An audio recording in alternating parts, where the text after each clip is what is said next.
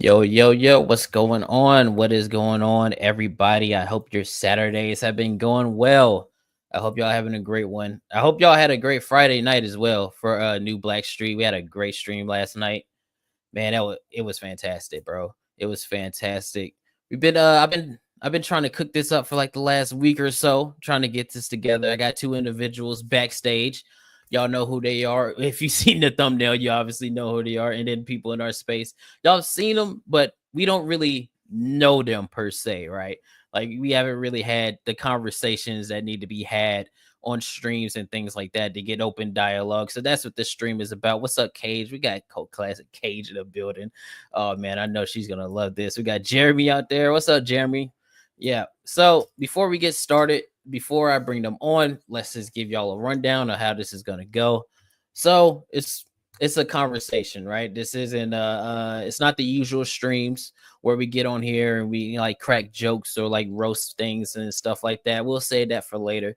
This is a conversation between two parties that are on opposite sides of this Gamergate or whatever in quotations of what's happening in media and in our what's the word I want to say?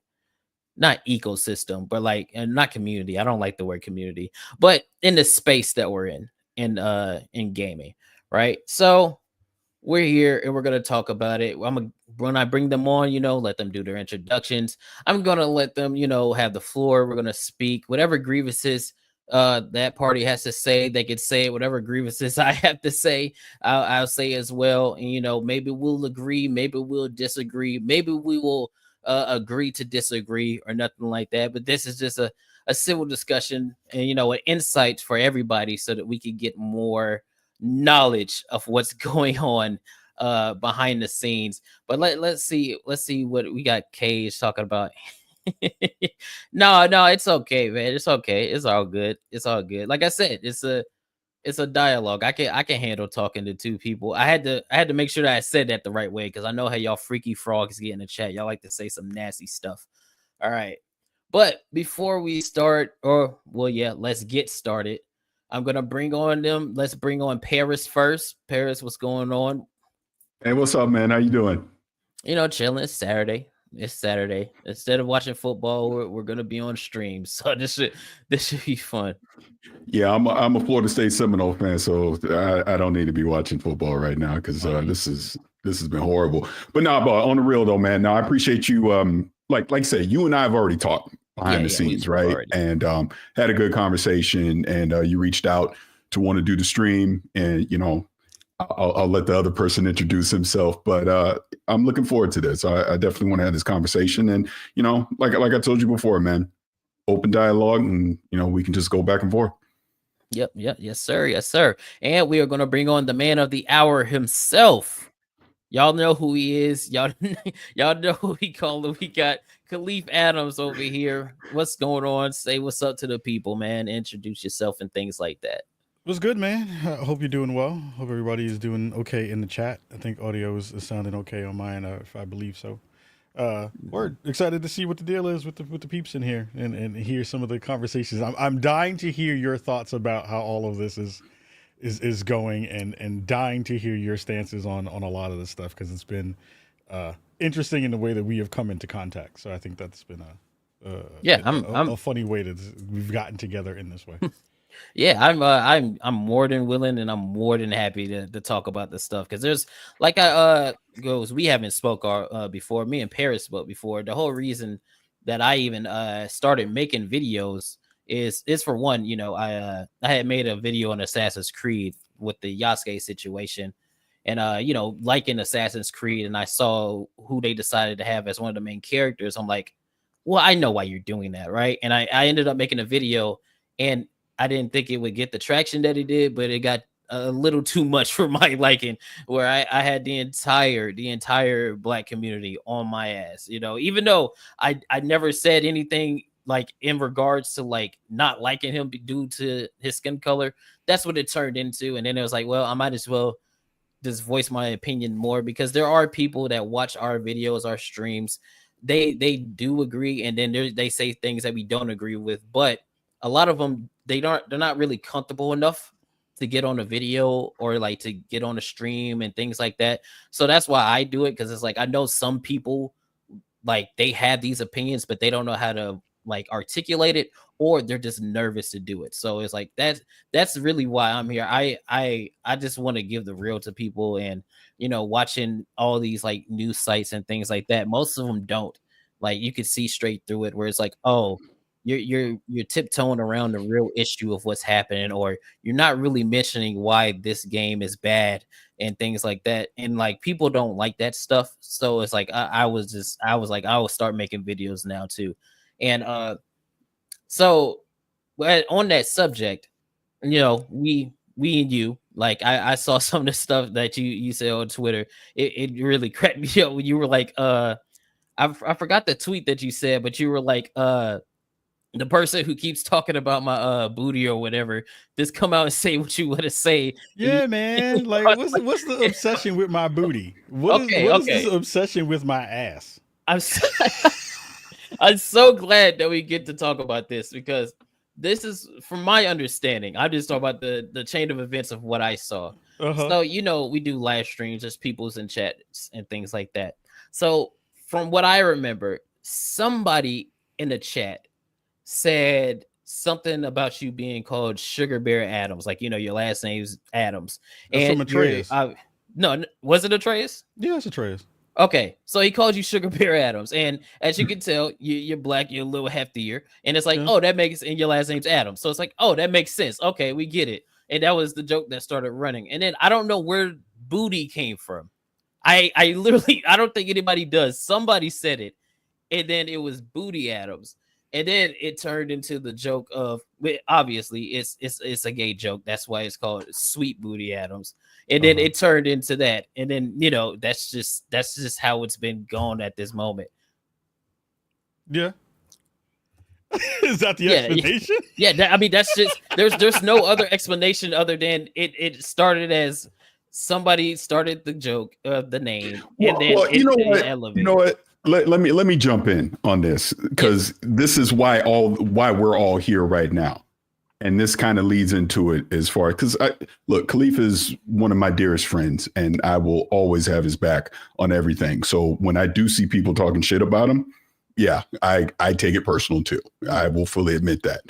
But what started all this was you making a video the other day and talking about the Game Awards. And like I told you, it was just random that I even saw it. It wasn't even like I was hunting for it or looking for my name or anything crazy like that. You just popped up in my feed, and it was talking about the Game Awards. And, you're a brother. So I'm like, all right, let me see what the brother's talking about. Because we've never interacted before. I've never seen anything from you before. And I was like, let me just see what he's talking about. And, Game Awards. Okay. And then all of a sudden, my name gets popped up in there, and you showing the tweet that I made about my opinion about the Game Awards. Full disclosure, I am a voter on the Game Awards, but my tweet was, again, we going full on here, so I'm just going to cuss. Basically, all I was saying was, who gives a fuck about who gets nominated, whatever. It's just an excuse for people in the industry to get together. You can celebrate gaming. Whoever gets nominated or whoever wins isn't a big deal, was my point.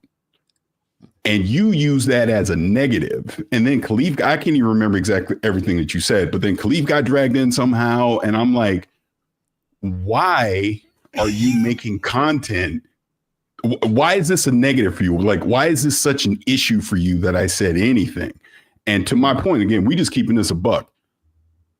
I'm not the only one that says anything like that. But why are you dragging the brother into it? Again, let's keep this real. Why are you dragging me into this shit? Drag somebody else into this, because I didn't say nothing crazy, was my point. I didn't go after nobody. I didn't name call anybody. I'm just like, look, ain't a big deal. Relax. So that's what started all this, because, hey, I'm a reach out. I'm a private reach outer. I don't do the public stuff. I wasn't trying to call you out in public or anything. I was like, hey, let's have a conversation privately. And then we had a really good conversation privately. We did. I appreciated your candor. Like, again, you could ask me whatever you want. I asked you whatever you want. We went back and forth and we had a good dialogue. And then you reached out for the stream, and I'm like, yeah, let's do it. Because I do think we should have some of these conversations publicly, because My whole point on this is, look, when I deserve to get called out on something, call me out 100%. 100%. I'm always open to criticism because I want to get better.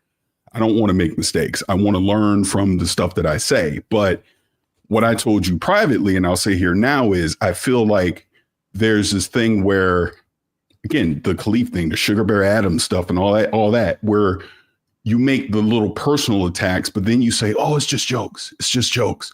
Oh, I wasn't serious. You might not have been serious. People in this chat right now, people watching your videos, they don't know you're joking.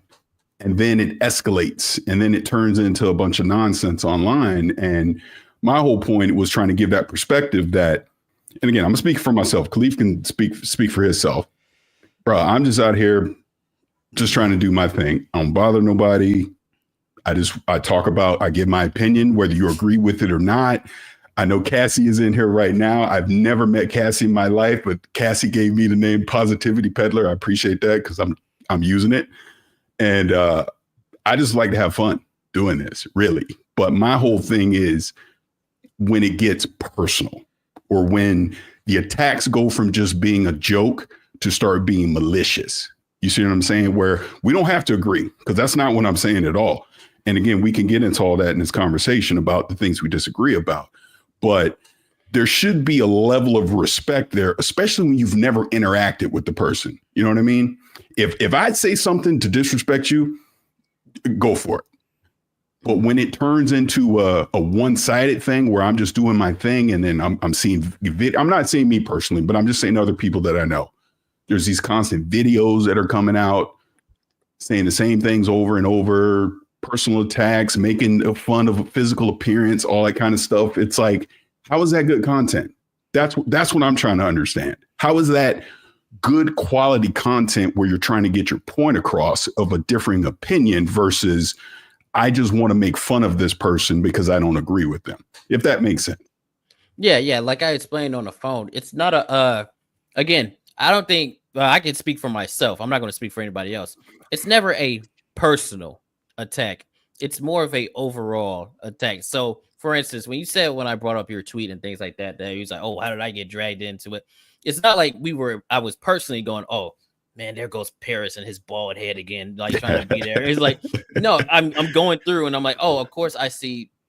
Well, let me say this. Let me cut in here. And Kahlief, I'm not trying to speak for you on this, but this is where I take issue. When you make fun of, I'm the blackest person on planet Earth. That's fine. I'm bald, all that kind of stuff. That's fine. But like, especially as black men, what I've seen a lot just with Kahlief as an example is it isn't talking about, oh, he might be heavyset or whatever. It's like you attack his sexuality. You try to say he's gay. And you know that's the thing in the black community. That's typically the go-to thing with us, where you try to call a black dude gay or something because you don't agree with him. It's like, come on, really? It's like that's what I'm talking about, stuff like that. And like I said, you might be joking about it, but those other people online don't know you're joking. And then that becomes an attack vector for them. And that's not fair to him, is my point. So that's to clarify. And to a certain extent, like, I'll jump in. I think the thing that makes me laugh about most of this stuff, and I'm reading the chat and it's funny, and I'm going to address some of that stuff because it's also wrong. But the things that make me laugh about most of this stuff is like, this is shit that you do when you're like 15.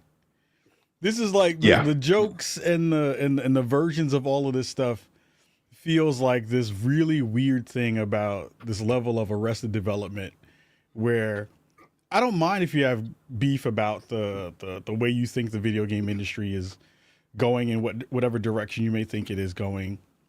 I think the premise of Gamergate and Gamergate 2 is not smart. I don't think the ideas behind it have any merit. And I think that most of the folks who are in those spaces making that content around that stuff are grifting off the industry in a lot of different ways. I saw our wonderful friend Hypnotic sharing thoughts about that. And I think that that's the part of it, right? Is like, I don't mind the personal stuff. The personal stuff is stupid because that's just like y'all being childish. But I think it's a weird layer of, if you want people to take you seriously, and it doesn't sound like y'all do, then there's a way to go about those criticisms in a way that makes sense. right? Well, And I I think, think, and on that, go I don't ahead. want to cut you off, but No, on no, go that ahead. part, the not being trying to be taken seriously, there Sure. is a level of comedic things that we, or I would say me, for an example, that Sure. you try to implement out, because these are serious things, like people losing their jobs, the industry that I love, like AAA going down the drain, and all of the franchises that I love going down the drain. These are serious things to me and to others, right? Sure. But you can't be uh like down all the time. That's where the jokes and the roast and the stuff comes from. And then on top of that, gamers, that's his second nature to most of us, where we just start just spitballing, saying shit. That's just things that we do. And then if something catches on, like, I don't know if you saw it in the chat, somebody is like, I like big women feet. The joke is, I like big heavy set women and I'm a feet guy. Right. It's not necessarily true, but it's funny. And it's like, okay, at a certain point, it's like, there's only so much you can say where somebody's like, oh, well, that's not true, I'm not going to say it. People are going to say it regardless, so you have to wear it, right? So with the like the comment on the grifter thing, like, Yes. that's why Hypnotic calls himself the grifter. All the things that he talks about, like, I've had conversations with the guy. Everything that he talks about is something that he cares about in the gaming space, right? Yeah. Like, if he makes the video, it's because he wants to talk about the thing. If he doesn't want to talk about the thing, he won't talk about it. Atreus, if he makes a video on something, it's because he actually wants to talk about it. And people call him a grifter, so he's like, well, I'll just call myself the grift god. What's up?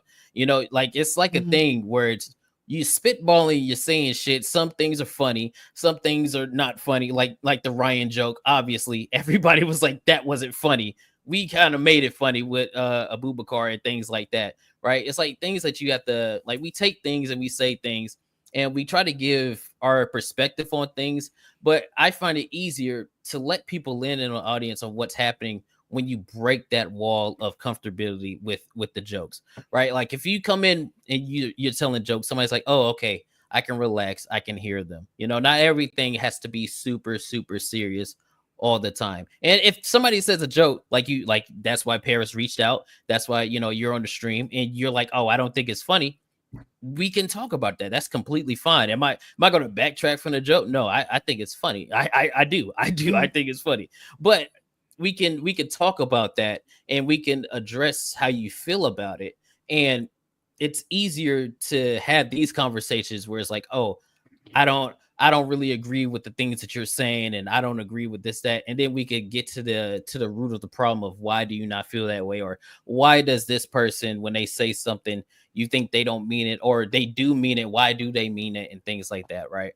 So that, like, can I address your super chat? So because I want hold him on, to hear let this. me Before you address that, let me address the other thing. Okay. I think there is a difference, and like people's levels of humor vary, right? Like, I can take a really blue joke. I like dirty jokes. I like all that stuff. Those things are fine. There's a difference between a dirty joke and being like HIV positive Adams. There's a difference between those things, Kaida. Like, and here's the thing. I don't even mind you saying those things on your public, whatever you do, right? Because I know who I am and I'm very secure in me as a person. The things that are bad about that is exactly what Parris was talking about a little bit. Like, we have really stupid people on this planet who really don't understand simple shit. And simple people will run with simple shit easily. I've seen people send people tons of mail. I've seen people dox people. I've seen people do wild shit because of a stupid joke, because of a thought that wasn't fully thought out before you shared it publicly. I've seen those things happen, and people are affected by that thing. I am lucky enough to have dodged a lot of that stuff because I think, for the most part, I'm on point, and people in the industry understand my work, and they understand that stuff is there. My audience is smart, so we have a group of folks who understand what the deal is. There are a lot of people in the Gamergate space that are not smart. We have a lot of folks in that space who are not intelligent. We have a lot of folks in that space who don't understand how the video game industry works. And those narratives continue to push themselves out in the ways that they wind up working. So there's a layer of it. I don't want to do the whole, like, with great responsibility, blah, blah, blah, right?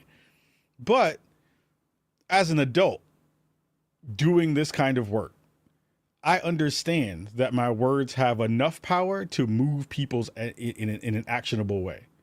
And if you don't understand that, then that's a problem. That's a real issue that you have to think about before you hit the go live button. Because if you don't, that's malicious. That's doing shit knowing that dumb people will take that shit and run with it. And if you're okay with that, then that's fine on you.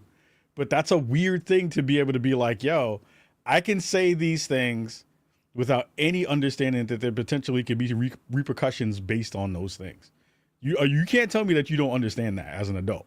No, I hear what you're saying, but my rebuttal to that would be, I really don't feel like it is my responsibility to police other people's actions. That's don't. weird. Like, that's not think, police them. Hold on, but not police them. But you're guiding them. You are guiding your audience in a very specific way. And whether we align with those things is not the case. It doesn't really matter.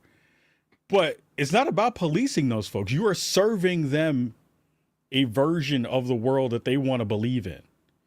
And to not understand that there is a version of that holds weight and holds power is fucked up. That's fucked up. If I can interject just on that one point, this is what you and I talked about privately. I was saying your voice, you have a platform, your voice carries weight. Just like and I'll let this conversation finish. I want to address the thing that was in the chat. But even certain people in the chat right now, you have a platform, your voice carries weight. So there is a responsibility that comes with that. So again, when you're telling someone the like, I get it. It's jokes. You and your crew laughs about it. I understand that. But you have a responsibility to that as well, because just because you won't police the people that you're saying something about, right? Or the actions of the people that are viewing you, right? I understand that part. But you also should know, depending on the things that you say, you might enable someone to go say or do something really dumb. And that's all I think Kahlief is trying to say here. I'm sorry, I'll let you continue. No, I hear that point. I hear that point.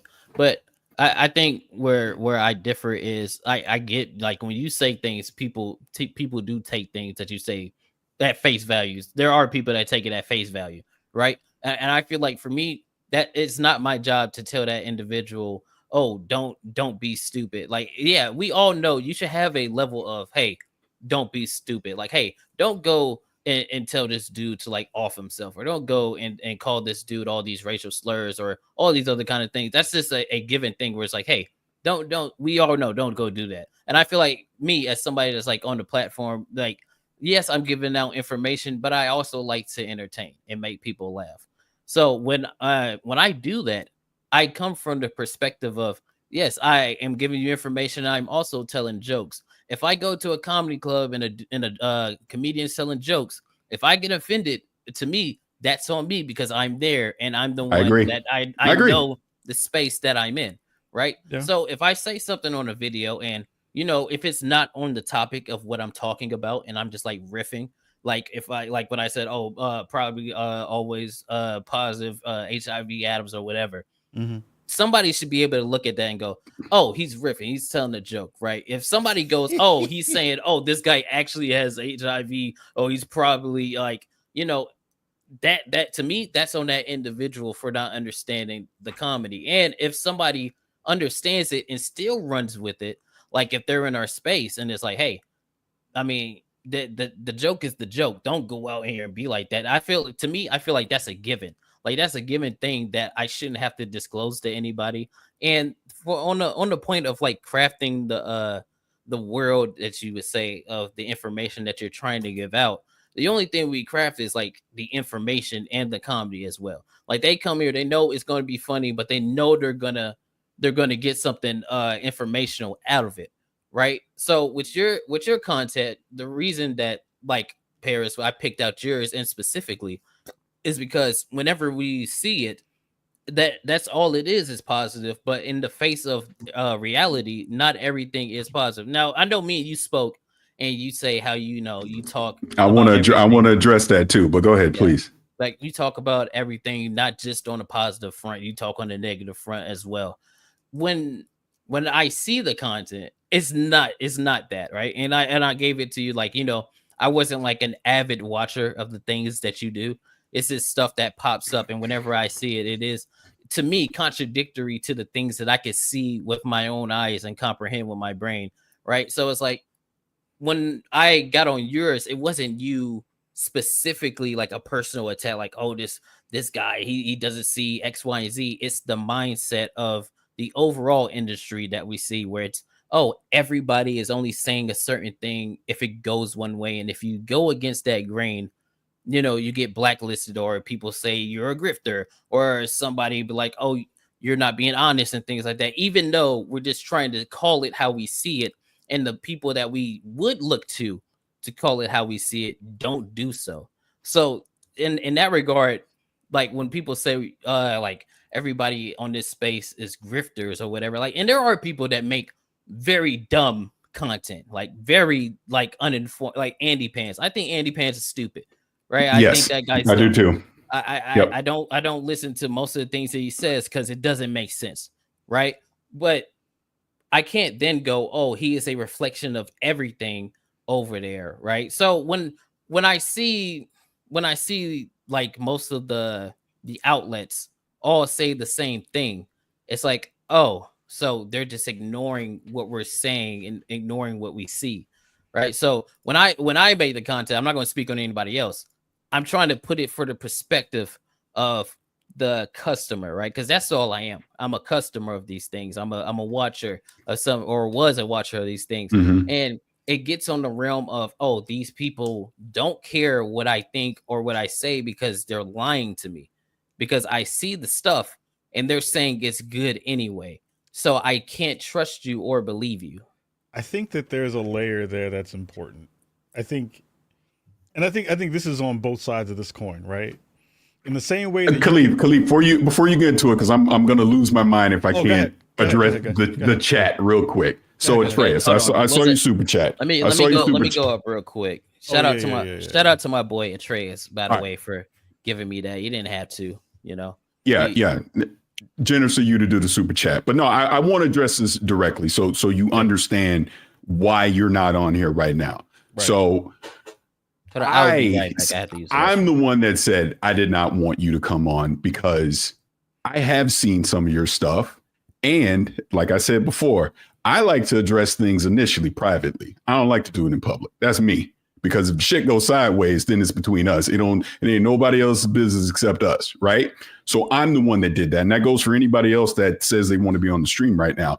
This is a conversation between us because he invited us to come on. If you want to talk to me, we can talk privately. And then we can go from there. Because I'm open to talk to anybody. I have no issue with that at all. I understand differences of opinion, and I like to hash them out respectfully versus getting to some sideways argument and crazy shit. And you got people in the chat egging you on and doing all these things. I would rather one-on-one have a conversation. You give your side, I give my side. We either agree or we agree to disagree, and we go from there. So since I'm talking, I might as well just keep going here. So as far as the positivity stuff, and Atreus even said he's seen my stuff for a while. I am who I am. I'm not going to ever. Sorry. Yeah. I'm not going to change for anybody.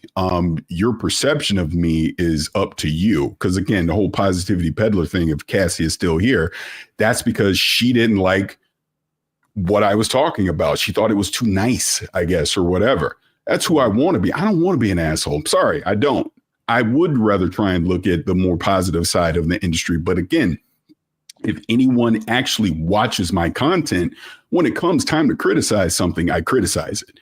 Do I try to do it respectfully? Yes, I do. And I know not everybody agrees with that, but that's my style and that's who I am. It's not about me worried about losing access, because I see that stuff a lot. Not at me directly, but I see that being a common theme against people that look at the industry, that they think you're afraid to lose access. I ain't afraid to lose shit, because I'm always going to tell you what I think, whether I like something or I don't. Again, with the whole Game Awards thing, I vote on the Game Awards. If I was so worried about losing access to something, why the hell would I say that none of that shit matters?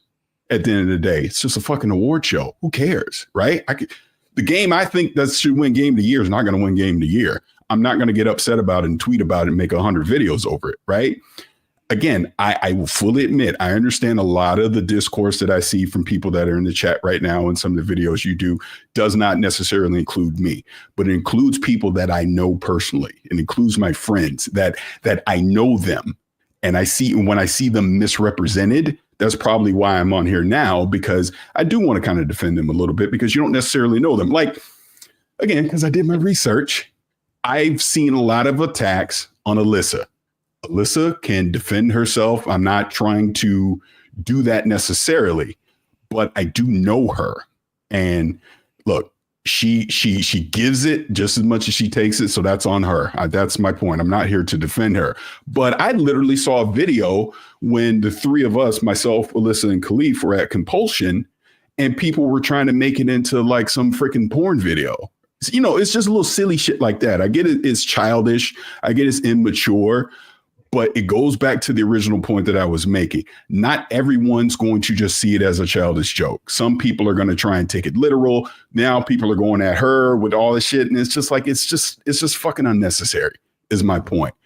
What does us being at a studio, seeing a game early have to do with any of that? But people want to attack her. And I get it. She brings some of it on herself. I understand that. But my whole point is not everybody that I see in some of these videos gives it as much as they takes it, and they're just literally just getting it, and they're not asking for that kind of harassment. That's all the point I'm trying to make on that stuff. And if go ahead. I'm seeing stuff again. We're gonna address the chat. Yeah, so, a lot of the points in the chat are points that I want to bring up, but I'm gonna let y'all finish. I'll let y'all finish. If you want to jump on that, Kaida, and then because I do want to speak on this one. Has anyone mentioned that because of Parris and Kahlief's access to the industry, it paints a target on them for criticism? Fair and unfair comes with the territory. Yep, it does. It does. Let me say this real quick, because Kahlief, I know you want to go. 100%. 99.9 of the bullshit that I see every day, I ignore. Every now and again, I'll jump in the mud and say some silly shit back. But I get it. I'm going to be a target for that stuff. Dude, I'm an old black dude in the gaming industry. There's not a lot of us that have the opportunities that I get. I understand it, and I'm very self-aware of it. So I'm not going to let people sitting on the outside that doesn't understand how stuff works tear me down and make me feel bad for an opportunity that I get. Because like I told you before, I'm going to say what I got to say. Regardless, if I lose access or whatever, it's not about that. I'm appreciative of the opportunities that I get 100%, but you better fucking believe I earned them because I work hard to get them. And that's the thing I think people get lost on, is they don't see all the work that goes in to get to this point where I can interview everybody at Compulsion Games, interview everybody at Obsidian, go Todd Howard coming to me going, hey, I want to come on your show to talk about my game, shit like that. I'm very proud of that stuff, right? Literally the biggest gaming interview of 2023 was with the CEO of Xbox. Who do you think had it? Me. I'm proud of that because I earned it, because they trust and respect that I'm going to give them fair criticism and praise when it's deserved. Right. And that's what I think a lot of people don't understand, is they just think, oh, you just want free codes and you want this and you want that. No, fuck no. I'll go buy my own games. I could give a shit if it comes to that. But I ain't dumb. If you're going to offer me a game early and say, hey, we want you to review this. We want you to review the PlayStation 5 Pro. I'd be a goddamn fool to say no to that. Of course, I'm not going to say no to that, because I want that opportunity. Because, again, I earned it because I work hard to get it. And the chatter online, the little insults and all that, like I said, I mostly ignore that stuff. My thing is, really the only reason I'm even here is I want to make sure that people understand not everybody's built like me. Not everybody's built like Kahlief. There's a lot of people that y'all go, and I shouldn't say y'all, I'm just saying a lot of people that go after people online with their videos and stuff. They're not asking for that stuff, man. They're just trying to do a job. They're just trying to make a game, whether you believe it or not, whatever conspiracy theory that you have. Most of the time it's not true, because I'll watch videos and I just shake my head the whole time. Like, it's not how it works. That's not true. You don't get it, but you keep making the videos and you keep with the insults and it turns into harassment. Maybe not from the person making the video, but you're enabling people to go after these people with harassment. And that's the point that I'm trying to make. I'm laughing at the. Go ahead, Kaida. I was gonna say that I think that's the main reason why. Bye, baby. I think that's the main reason why that I am glad to have people on the stream, because like Hypnotic mentioned right here, I was gonna bring up the Abubakar stuff and the joke stuff, because that bridge pause. See, this is like, I get it. Hypnotic. I'm sure there'll be a video. I already told you, if you want to talk to me, reach out to me. We can talk privately, but we don't need to make the conversation a spectacle. Just like I said, Atreus, we can talk privately. After we talk privately, you want to hop on the stream? We can do it. I don't have a problem with that. But you may not like the things that I have to say to you. Right. I would rather do it privately. That's the point. Can we go back a step? Can we go back a step to the conversation about the, like, you know that once you do this work, you're going to get criticism, both fair and not fair. Yeah. That's the reason why I laugh at all the cats who can't put their face on camera. Because we know we're going to catch the smoke. We're going to catch the smoke, especially because we're black dudes in the space. There's like 20 of us in the grand scheme that are at the level that we're at.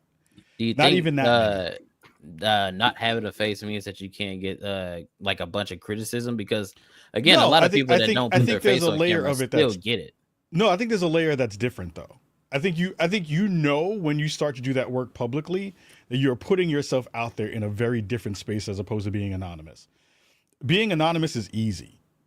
Because again, you can get all the criticism towards you, but you are an avatar. No one knows who you are, right? They can't look at you and have preconceived notions once they see you and make judgments about you just from seeing you, right? There's a difference in that, right? I can be Hypnotic and not have my face on camera. I disagree. I don't think it's the same. It's not the same. You can still get the criticism because it's still you. It's still your voice. It's still your opinions when you put it out there. So regardless if your face is on there or not, you're still catching the heat. Like if you're on the stream and you're talking, like right now, if I had the camera off and I'm still saying the things that I'm saying, people could still have the heat on me. Like even if it's just this avatar right here, if I'm saying things that they don't agree with, they can still be like, oh, well, this guy is saying this, regardless if he's not showing his face or not. You can still catch that blowback. Sure, but then you don't get personal attacks like you get. That's different. Well, that is different. I can't be like Kaida. Hey, Sugar Bear Kaida, you a chubby dude in da. Because I can't see you. That's like, I can't disagree that there's not a difference between personal face and an avatar. There is, but you still catch that blowback regardless. I would disagree that it's the same. I would disagree that it's the same. And I think, and again, I don't think that that's the main, crux of what that piece is. Because I know, again, the idea is like, look, I knew when I got into this industry 12 plus years ago that I was, especially with the platform that I have, and the reason why I started Spawn on Me was going to give me a space to get blowback against what that is, because people don't want to hear about marginalized spaces. They don't want to hear about, looking at games and having a prism that you want to look through it and kind of speak to that stuff. And the reason why you do it, because we've seen it for years. But I think it's funny that that's the part of a thought that winds up being in that space of being like, well, you knew you were going to get criticism, so you deserve the shittiness that comes along with that. I think that that's weird. Because I feel like, look, you have a very small amount of time on this planet. And if this is what the energy is going to wind up being for a thing that we all are trying to enjoy in video games, that shit is weird. And that's fine. You can do that. You can spend your time with that. But that's weird. I get you. But to that point, I feel like it comes with the terror. You know what you're signing up for. Yeah. Right? Like if you come out here and you make an opinion, regardless if you make it intelligent as much, like you could be as articulate as you want to be on a certain thing, somebody somewhere is still going to say something stupid, right? So if I harbor on that and make sure that if I let the people that won't listen to what I have to say dictate the things I say to the people that will listen, then I don't really pay that any mind. Like, again, like if you go to Twitter, if you go to YouTube comments, if you go to all these different platforms, you're in the belly of the beast, right? There's no matter what you say, somebody's going to say whatever. So if you feel like, putting out your opinions is going to get you any kind of blowback. My stance on that is don't do it if you can't take it, right? Like I grew up playing Xbox 360, right? In the heyday before it got to where it's at. You know, I've heard it all. I've heard all kind of crazy racist, all kind of shit, right? I've heard it all. But it's like you know what's there when you go there. If you don't want to be there, then don't do it. Like I won't go to Blue Sky because I like to be on Twitter. I like to have the back and forth conversations with people. I don't want an echo chamber. Sure. Right? I don't want to be in an environment where everybody agrees 100% with what I say because that's boring, right? I like to challenge people. So if you're in the space and you know, like if you put your opinion out there and it's contradictory to what somebody can see clearly, like if IGN gives a game a 7 and everybody's like, that game is like an 8 or a 9 or it's lower, like, oh, that game is like a 3 or 4, and the people that put that out there are putting it out there and we're like, wait, why are you lying to us? You should be able to take that criticism when people go in the comments and say, no, you're stupid. No, this is dumb. No, this, that, and third. Because it's the internet, right? That's what the internet is. This is a literal jungle of opinions, regardless if you agree with it or not. And I feel like to be in the space and to give your opinions on things, you have to be accepting of the fact that no matter what you say, somebody's going to say something regardless. So I can't sit here and go, oh, I think it's shitty that people have their opinions. People don't agree with me. I don't care. You know, that's cool. If you don't agree, don't agree. If you want to say the most heinous racist shit to me, go ahead and say it. I'm all for the freedom of speech. I don't have to agree. I don't have to like it, but say what you have to say. That's what the space is there for. Yeah. So go ahead. Sorry. Go ahead. No, go ahead. No, I was just going to say really quick before Parris goes. I mean, that's the thing. Like, I've been doing this for a long time. I've seen every shitty comment that you could possibly see at this point. I also know that I'm right. And that's the thing. That's fine. I'm totally okay with that. Most of the things that I understand to be right in this industry, the things that I say out loud, I don't say anything in a public space if I don't fully believe it. There are times when I will be able to go back and be like, oh, I misspoke here. Or the facts for this specific thing weren't necessarily always right. I can be contrite and go back and be like, that was wrong. But like the things I think about Gamergate, the things I think about most of the people who are in that space, the things I think about the ideas that we're having that kind of difference of opinion on. The like, you know, we're gonna get into that later. Yeah, like the things that you're like, I'm watching the industry and these are things that I see and that's forming my opinion. I think those things are completely wrong and batshit crazy. But that's fine that you have those opinions, and the people who are having it, I think that's also crazy. Like, I think people are seeing shit that doesn't exist, but that's fine, right? I see crackheads on the street all the time seeing shit. I see it all the time. It doesn't mean that I agree with their opinions and I think that they're right, because I think they're wrong, and that's fine. That's a part of the conversation about where do we go from the discussions about like what is real, what's not real. Some people are talking about that stuff from a position of understanding and having actual knowledge about some of that stuff. And some people are seeing it from a very, very small consumer-based layer of it. And that's fine too. But you have people who know things and you have some people who don't. And that's okay. Okay. So I had a question on that one. We're gonna spin back to that one because that's the question that I really want to focus on there. Sure. So you know what? Well, I'll just ask it now. So, with the people in the games industry that you know you're in the know, or so to say, right? Do you not think that it is beneficial to be honest? Like, so for instance, when you say, "Oh, I see people saying things online, but they don't know what they're talking about," right? Do you not think it would be beneficial to come out and say, "Hey, no, this is not like this. Hey, no, this is like this." Because people will actually listen to that rather than you going, oh, well, I just don't think you're intelligent enough to have it. Not saying you specifically. Sure. Like, oh, I don't think you're intelligent enough to say to have this conversation, or I don't think you know this, that, and third. Where it's like, well, you know, people on this side, or I speak for me, like as a customer, we want to hear that stuff because we want to know why is there such a disconnect between the people that buy games and the people that are in the access that talk about the video games. Sure. Let me jump in here on this stuff. So and again, you and I have already had this conversation, so I'm kind of just repeating stuff that we already talked about privately. But I agree, there needs to be more actual conversations about this, because within all of this, let's just take Yasuke as an example in Assassin's Creed. A lot of people might just naturally assume that, he's what is the term? The woke part of the woke narrative or whatever nonsense. I don't know. But my point on is this. Here's what I'll tell you about Yasuke. Why? And again, I love him on here because I'm just going to cuss. Why the fuck did Ubisoft finally go to Japan, and the first goddamn time you go to Japan, you introduce him? It should have been just a Japanese samurai. That's my own personal opinion on that, right? So when I see people have an initial pushback on seeing Yasuke, I agree, because Ubisoft easily could have. This Assassin's Creed should be a layup for them. It should be an absolute layup. This is something people have been asking for forever. Take Assassin's Creed to Japan, but instead you introduced a character off the bat that you knew would be controversial. Because whether you think he was a samurai, not a samurai, isn't even the point.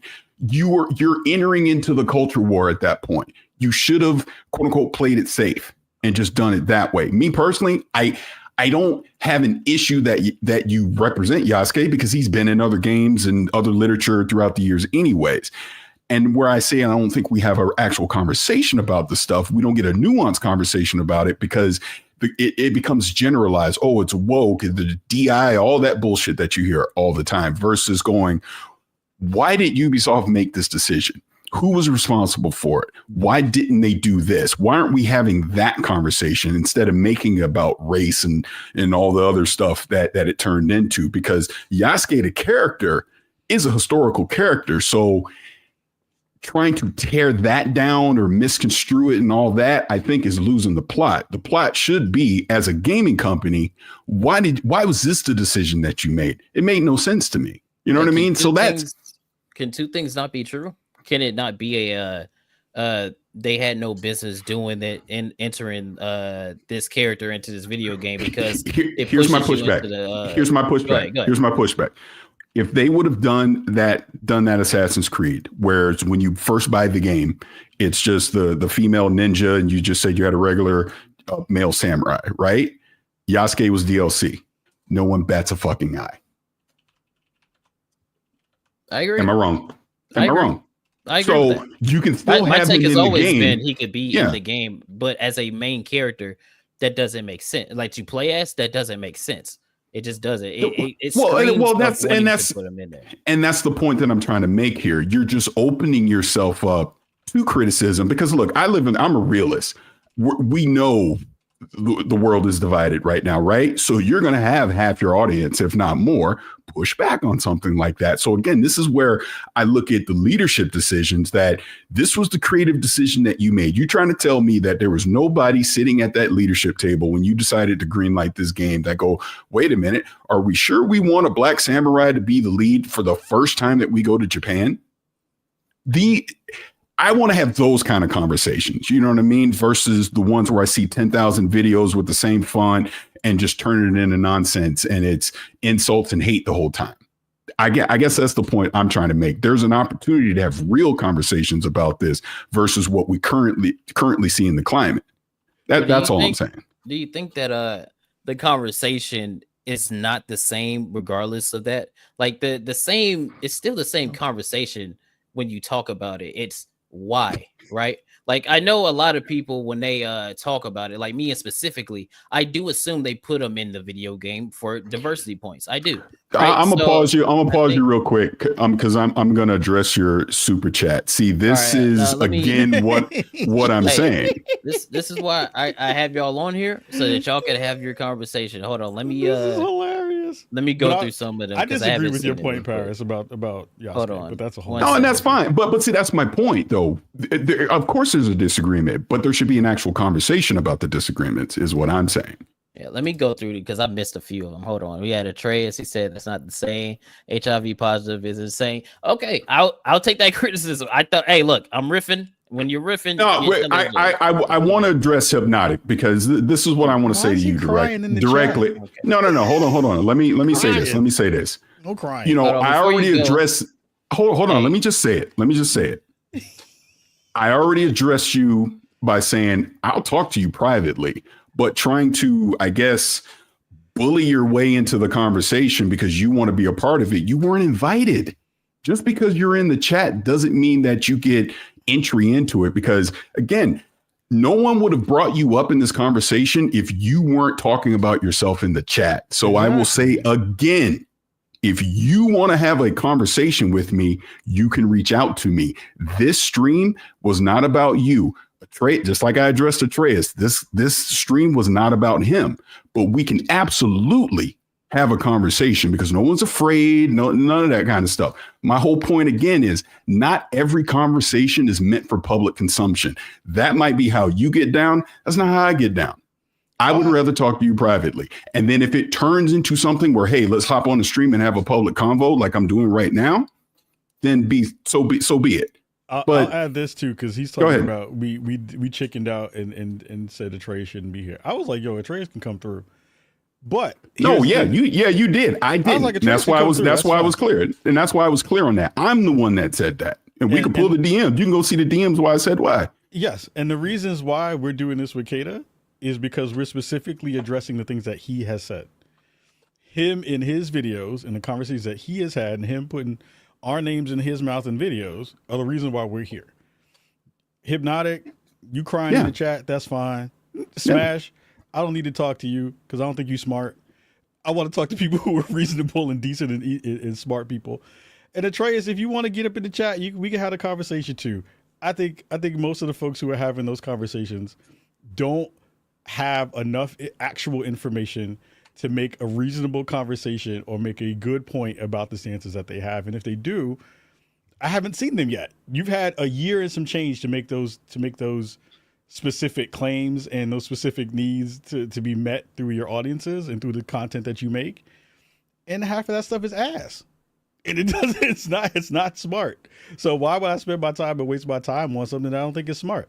That's stupid. Well, to that point, because I'm not gonna defend them. They can defend themselves. Yeah, they can defend themselves. They got Twitter. They can hit me up on Twitter. You can tweet at me all you want.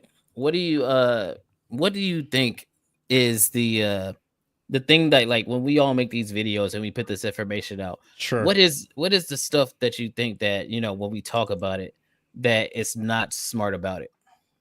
I think the DEI layers of the conversation don't fully address the actual space. I think they don't really come through from a prism of of understanding of what the conversation is actually around it. I think a lot of folks use that as a smoke screen to kind of throw their bigotry through it and around it. And I think, you know, the idea that the people who are making those games are, you know, somehow deficient or somehow trying to have it out for the audience, I think is absolutely false. I've had so many conversations with developers. I've worked at a couple of teams. I've worked on a couple of games, and I've worked at a couple of studios, and no one in those spaces wakes up every morning and is like, yo, I hate these motherfuckers who I'm making these games for. No one does that. Like, that's not a thing. You may have personal beef with people who have, you know, you've had issues with online, and that's very human. Like, humans have human interactions all the time with some of the conversations that you had. And you mentioned something earlier that just ran away from me, but I think the crux of that is, like, we're talking in two different languages, right? And I think the things that I see in the content space from a lot of the folks that I do think are grifting and I do think are not smart, I feel like a lot of those conversations have been built up off the back of Gamergate 1, and a lot of the stuff that's there is still there.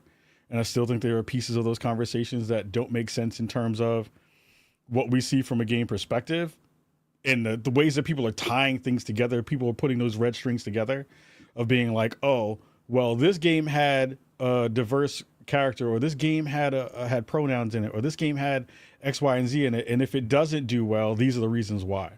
That doesn't make sense. I think there's a space in there where you can say players saw a thing and decided that they don't like that thing and decided not to spend their money on it.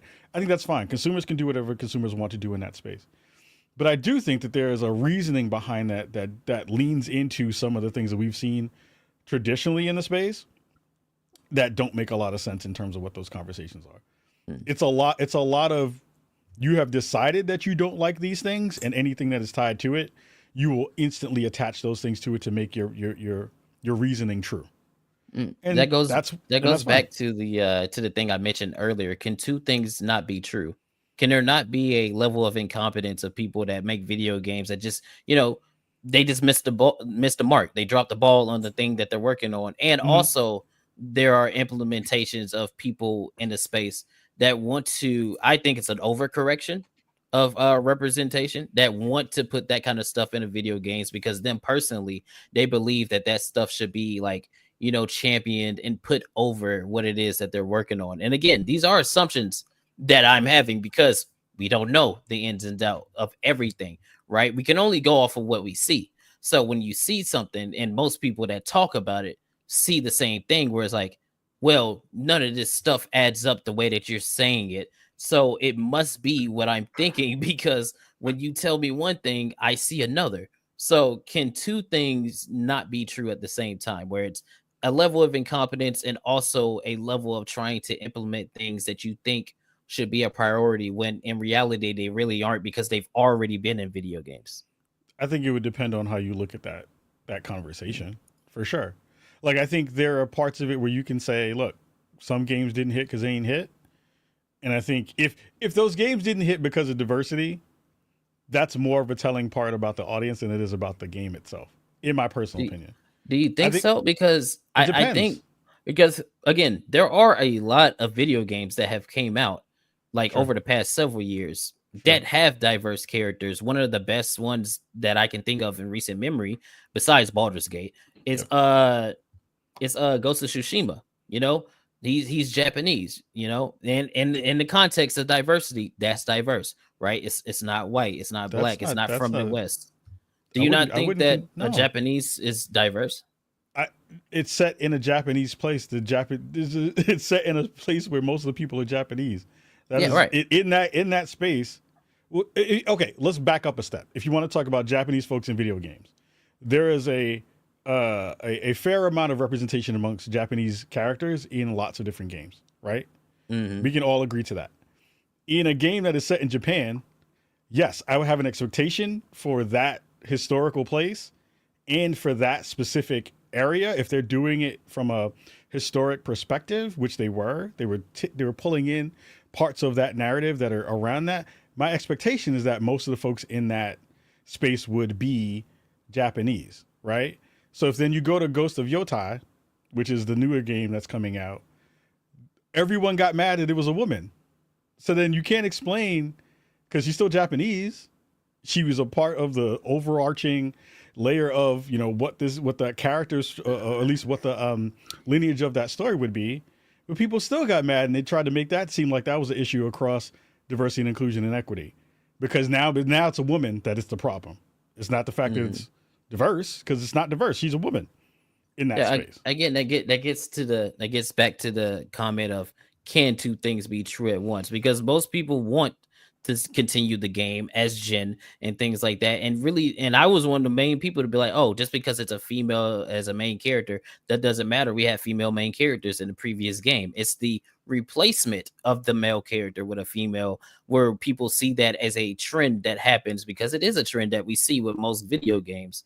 And they deduce their own conclusions based off of the evidence presented to them and all the things that they know. So if that is not the case, right? If that's not the case, that's why these conversations need to be had like this right here, because everybody is just going to go off of what they see in the information that is already presented to them. If it is not the case, then, saying that it's not will go a long way. I'll let Parris go after this, because I know Parris has been waiting. But here's my prism in that. And I think this is where it goes back to the prisms of, like, how do you see the world?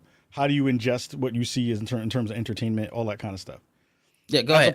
I gotta use the bathroom, but I'll be listening. Go ahead. Kaida got a pee-pee. But the way I look at that is like, okay, dope.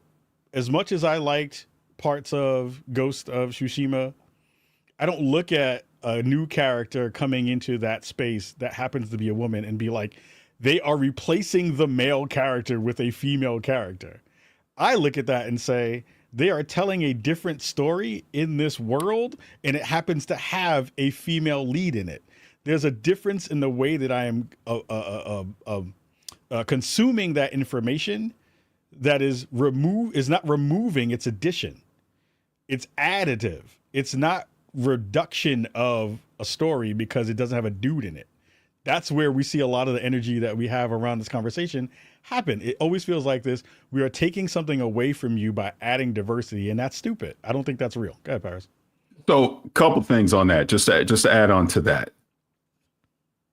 My philosophy of, because this just happened today. Like I put out the interview I did with the narrative team about Avowed, right? And then I saw in the comments, someone goes, "Oh, I saw the game has pronouns in it. It's woke. I'm not playing it." And it's like, at that point, you're taking it too far.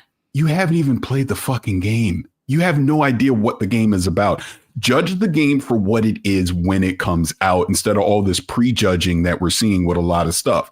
Look, again, full disclosure, wasn't a fan of Dragon Age Veilguard. And I understand some of the criticisms that were in there from a narrative standpoint, from the writing, things like that. You already see people prejudging South of Midnight, again, as an example, because who may or may not have consulted on the game. But, you know, you and I have obviously talked to the team and we understand why they're where they are and who they brought in. But again, that's a story for another day.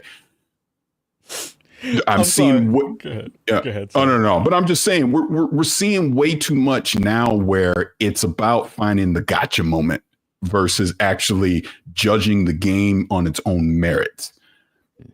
Again, since certain people are here, let's talk about Zhao. Yeah, I want to get into that, but I have to rebuttal against the pronouns thing, right? I do too, because stupid.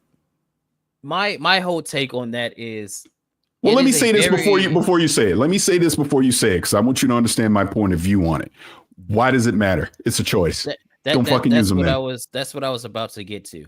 That's the whole point of the argument that a lot of people have. It doesn't matter, right? It is a very superficial thing that in the game, out the game, it makes no difference and it doesn't change the video game. So when people see it, that's their response is why? Because it does nothing. It literally does nothing. Like in Dragon Age the Veilguard, if you make your character these pronouns, it means nothing. It literally means nothing. In Baldur's Gate has it as well. It means nothing. It doesn't change the dialogue. It doesn't change the story. Here's my retort. Here's my retort to your retort. It might mean something to someone. Right. That's the whole point. Everyone. You because you have a choice. You don't have to use them. And I understand we're having a conversation right now. The chat is probably about to get messy on what I'm saying. But you individually have a choice to use it or to not use it. But the option is there for someone that it might enhance their experience playing the game. And all I'm saying is, like, again, as an example, Avowed could be the greatest game of all time. Amazing. But you're not going to play it because there's a pronoun choice in it. That's silly to me. People use pronouns every day in their own language. Well, in English language, you're using pronouns every day.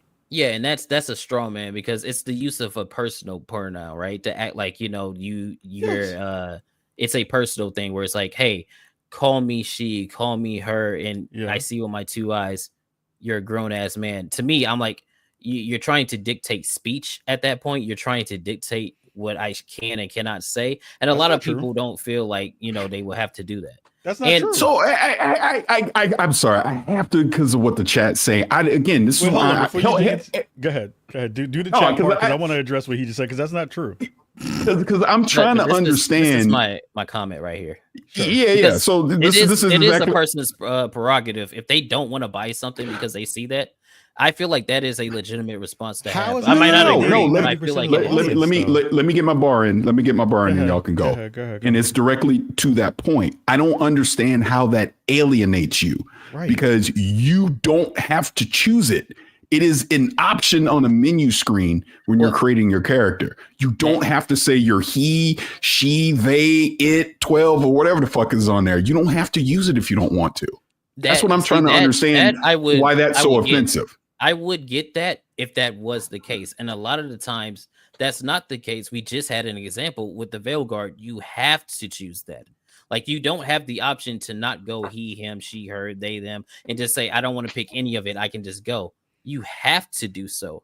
Right. That is a feature in the game. So if somebody's like, I don't want to do that, as a customer, I feel like they have the right to go, I don't want to buy that game. I have to triple check on that, because I think so. Yeah, I got to check on that too. I played it. Yeah, you have to. Did you play it with multiple? Did you have multiple playthroughs where you changed the pronouns in it?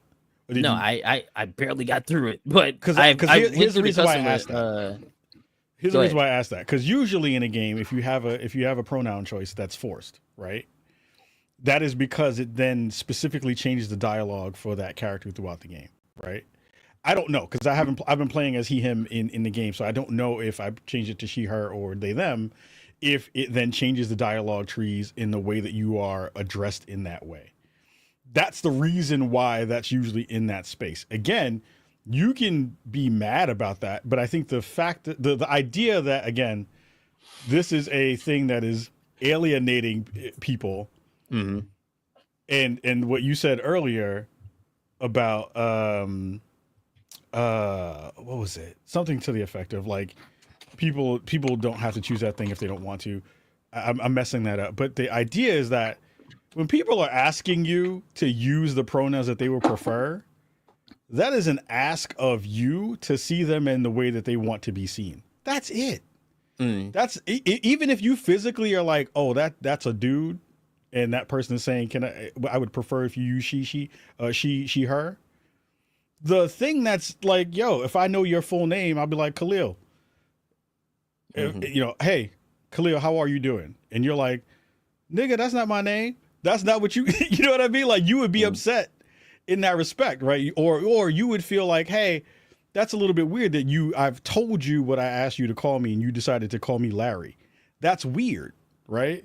So like this conversation about like people asking for you to say whatever that may be, there's a version of that for the real life version of that, and there's a part of the game mechanics that, depending upon the game, and again, I don't have the full knowledge of it because I'm still on my first playthrough, where that's a part of that conversation. So like this idea of like forcing people to do that thing to play the game and people being that upset feels like the same kind of thing that we'd heard for many, many years about, y'all are snowflakes if y'all can't deal with such and such and blah, blah, blah.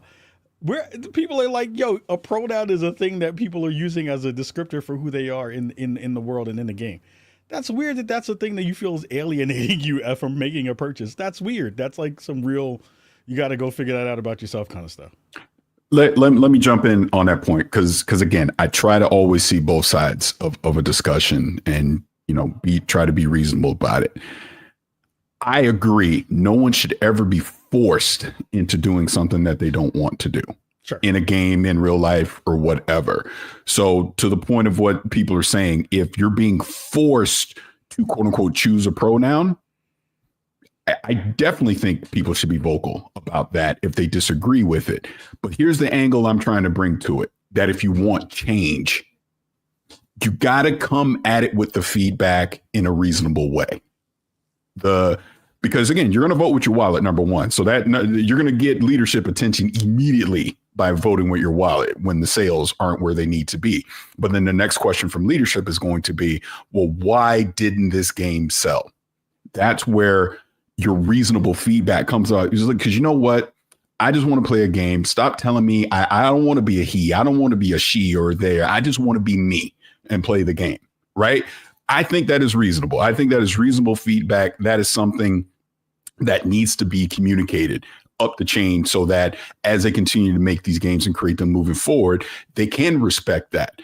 But I will continue to say, I think there should at least be the option there for people where it does matter. Just like there's accessibility features in a game. It is an option because it helps people enjoy the game that needs it. So maybe there is, and again, it's probably a small percentage. I'm not saying it's overwhelming or 50-50 or anything like that. But for that small percentage that it can help them enjoy the game more because they can identify with the character more, I don't have me personally, I don't have a problem with that. I'm not going to be outraged to see that in a game. That option is there because again, if I can choose to ignore it, then so be it. It doesn't affect me in my enjoyment in the game.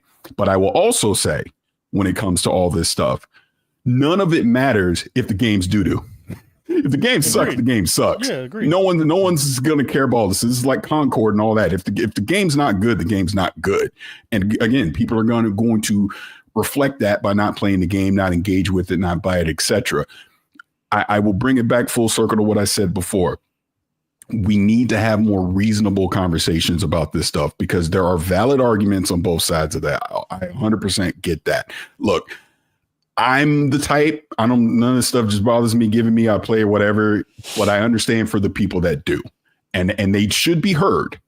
But what I will say again, which is the whole reason we're on this stream, I see a lot of people that have the platforms and have the voices that may not agree with this. They come at it in a very unreasonable way. And then you're pissing off the other side because then everybody's just pissed at each other and no one's listening to each other. That's what I'm trying to say. We need to come at each other more respectfully and reasonably. Positivity peddler, but we need to come at each other more reasonably, and then we'll actually listen to each other, and then there will be compromise, and both sides can be happy. That's what I'm trying to say. I disagree with that. I know you do. I disagree with that. But here's a good point though, and then you go. Yeah. Kahlief is my brother. I love Kahlief to death, but we don't agree on everything. And I think people need to understand that too. Just because we cool and we fam, we don't 100% agree. And I think that goes with everybody. You're never going to 100% agree. Hell, my wife disagrees with me on 99.9% of shit I say. But we're still family. We still get it. You can still have a reasonable conversation about those disagreements. And that's where I want to get to. That's why the mess earlier with Hypnotic and all that, he was being unreasonable. Because I gave you my reasons why you weren't here. And I gave you an olive branch to say, let's have a dialogue. But that wasn't good enough. He wanted to bully his way in with super chats and shit. You're not respecting my angle on it just because you want it your way. And that's what I'm saying. You can't just bully your way into whatever you want. You have to have compromise at some point. You got to listen to the other side if you want to get anything done. I think there was a comment from Cage who said, bottom line is most people see optional pronouns as an endorsement of gender theory from developers, which most people know is nonsense. And here's my retort to that. I think in a lot of different ways, and this is coming from the marketing side of me as a person who has worked in the industry and as a player and as a person who believes in people being able to be called whatever they want, right? I think there's a layer of it like that is also a little bit wild sometimes. Like I think you know if you call yourself a cat, I don't know if I can rock with you being a cat. That's fine, right? Like personally, I don't know if that's the vibe that I can rock with. But I do think as a society, we are constantly evolving. We are constantly growing. We are constantly finding different ways to redefine ourselves. Some of these theories are not new, like conversations around transness, conversations around multiple souls versions like that. That's a thing that was born in indigenous spaces many, many years ago. Like there is a space in where that is connected to actual people's beliefs and understandings and all of those things. But I do think if we're going to talk about the what people are allowed to have and what people should be having, and seeing people immediately push against something because they feel like they're being moved or asked to be able to think about a thing in a different way, I think there's a conversation there to be had about like, why do you feel so put upon to not be able to at least say, well, that's not for me, but let them people rock, right? I think there's a difference in that conversation to being like, those people are evil, these things are automatically bad, and being like, that thing's not for me.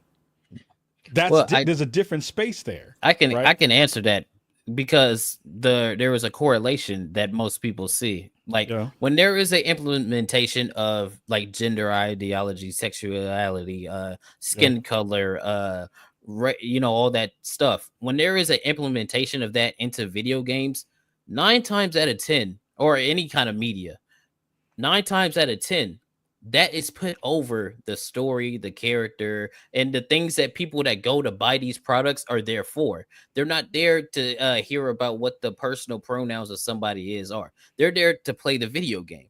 So Yeah. when they see something like that, most of that stuff is put over the things that they actually care about. So when they see avowed has pronouns in it, right? Mm-hmm. They think their first thing is to think, oh, you're about to force me to pick pronouns. I don't want to do that, because that is the pattern that has been set by all these products. That can be true, that cannot be true about the video game, but you can't blame somebody for seeing something, like noticing a pattern and going, oh, I don't want to rock with that, right? Like, I don't want to buy that product because all these other ones have been putting this ideology that I personally don't care about. And I feel like, as a customer, as somebody Mm-hmm. that buys something, regardless of how you feel about it or not, like me, I don't agree with the whole personal pronouns thing. I think it's dumb. I think it's a way to try to get somebody to, it's a way to coerce forced speech on a person. And me, I don't rock with that. I don't like that. Right. Mm-hmm. If it's an option in a video game and I have the option to go, I don't want that, and the game's like, okay, you don't have to have that. Me personally, I'm like, okay, fine. If somebody wants to have their pronouns as they, them, she, her, whatever, go ahead, go for it. But it goes to the point of Parris's point of, once you start forcing that stuff, that's when you have a pushback, right? And when people see it, their automatic response is to think that you are forcing it, because like I said earlier, I think all this stuff has been an overcorrection of representation on all fronts. I think it's an overcorrection. I'm not saying that it shouldn't be there.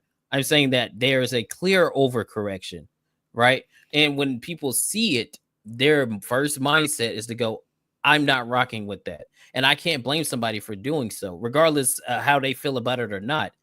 As a customer, you have the right to say yes or no. You know, that's how I feel about it. I can agree with the part of, like, yeah, you at the end of the day have a decision to make with every purchase that you have, right? You can be like, if that's the reason why you're like, look, I don't want to buy a thing because it has pronouns, then that's fine. There's a whole bunch of people who will buy that thing because it speaks to them in the ways that they feel like it does. If you're like, I don't want to buy a game because it has a black lead in it, that's on you, and you're a racist. But there's parts of those conversations that are in there, right? But I do think if you are so triggered by the fact that those things are in there, I think there's a part of that conversation that I think you should do some internal auditing about what that means. Pause. Marco, kiss my ass. How about that? Go What do ahead. you say? Oh, You can see it. Just. Oh, yeah, but see, actually, I'm gonna address that real quick, and I apologize. I interrupt you. That's the silly shit that I'm talking about. That is the silly shit that I'm talking about. So, because I went to a studio and sat down for 2 hours with the development team, played the game for 2 hours, now I'm shilling for the game. Where the fuck are you even getting that from? That's the shit. Look, you don't want me to be the positivity peddler. That's how you get me to not be the positivity peddler, because it's not fucking true, number one. And it's just ignorant. And it's immature and childish for you to even be in a chat saying some silly shit like that, because there is zero evidence to say that I've ever done that. So I guess I just shill for everything, right? Because I have opportunity. So I'm gonna keep it real. Do all the white folks that get all these opportunities, are they shilling too? Tell me that. Because that's what we talked about privately. That's the shit that annoys me more than anything. There is not enough people of color that are even in this industry as it is. And then the ones that are get this kind of criticism that's totally unwarranted. Show me one place that I've ever shilled, lied, or anything. I'm going to always tell you what I think. I'm going to always give it to you straight. Just because I got the opportunity that other people got, all of a sudden I'm shilling. Kiss my ass. How about that? Go ahead. I'll say this to Cage again, because Cage responded and said, complete compliance has been something forced in the social space. And this kind of bounces off of what Kaida said with the conversation around an overcorrection of diversity. And I think I think there are spaces in which we have seen language be policed, and I think a lot of people have pushed back to policing language, right? I think that's a human thing where people are like, well, why can't I say whatever the fuck I want, right? People have that version of it, right? I do think on the other end of that, if you're being really honest about it, and you're thinking about games, you're thinking about entertainment, you're thinking about all the other spaces where we're now seeing some inclusion of groups that, again, have been marginalized over the time that they have been more vocal. There's a reason why you're seeing people push back against that as well, because there's been a space where a lot of people just haven't had a seat at the table, right?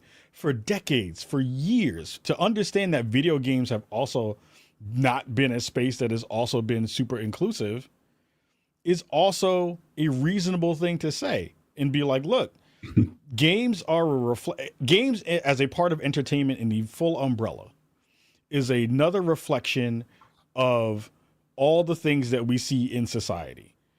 As a person who markets games to people, you want the most people playing your games as possible, right? Mm-hmm. Yep. You want everyone being able to play whatever you want to play. You make the game that you want, all that kind of stuff.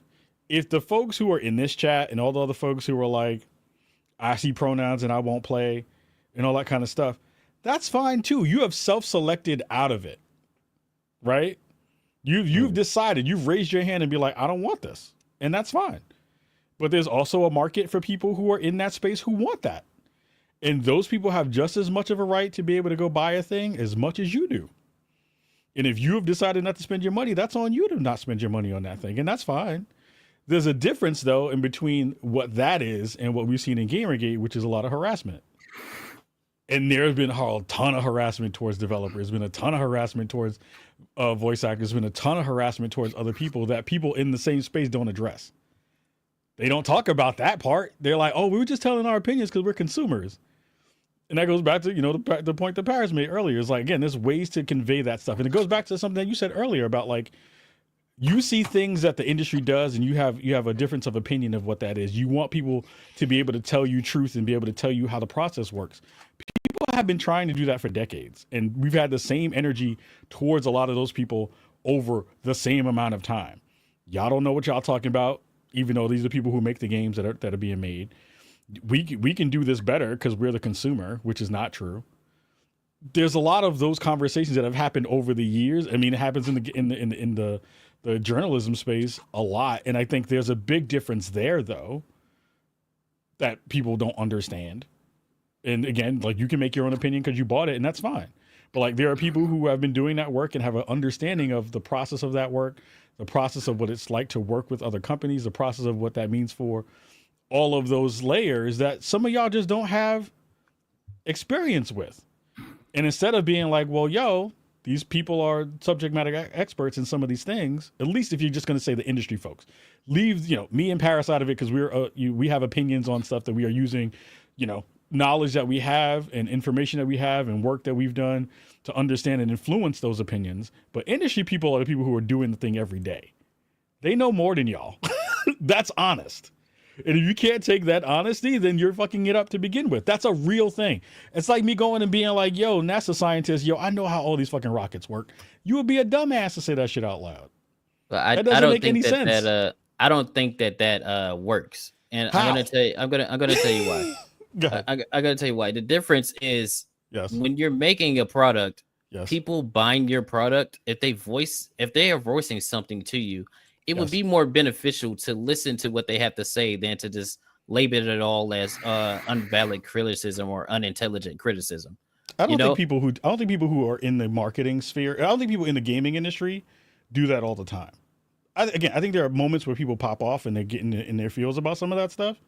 I think most people who are doing that work, if you're a community manager, you're paying attention to your audience, you're doing that kind of stuff, everything is good feedback.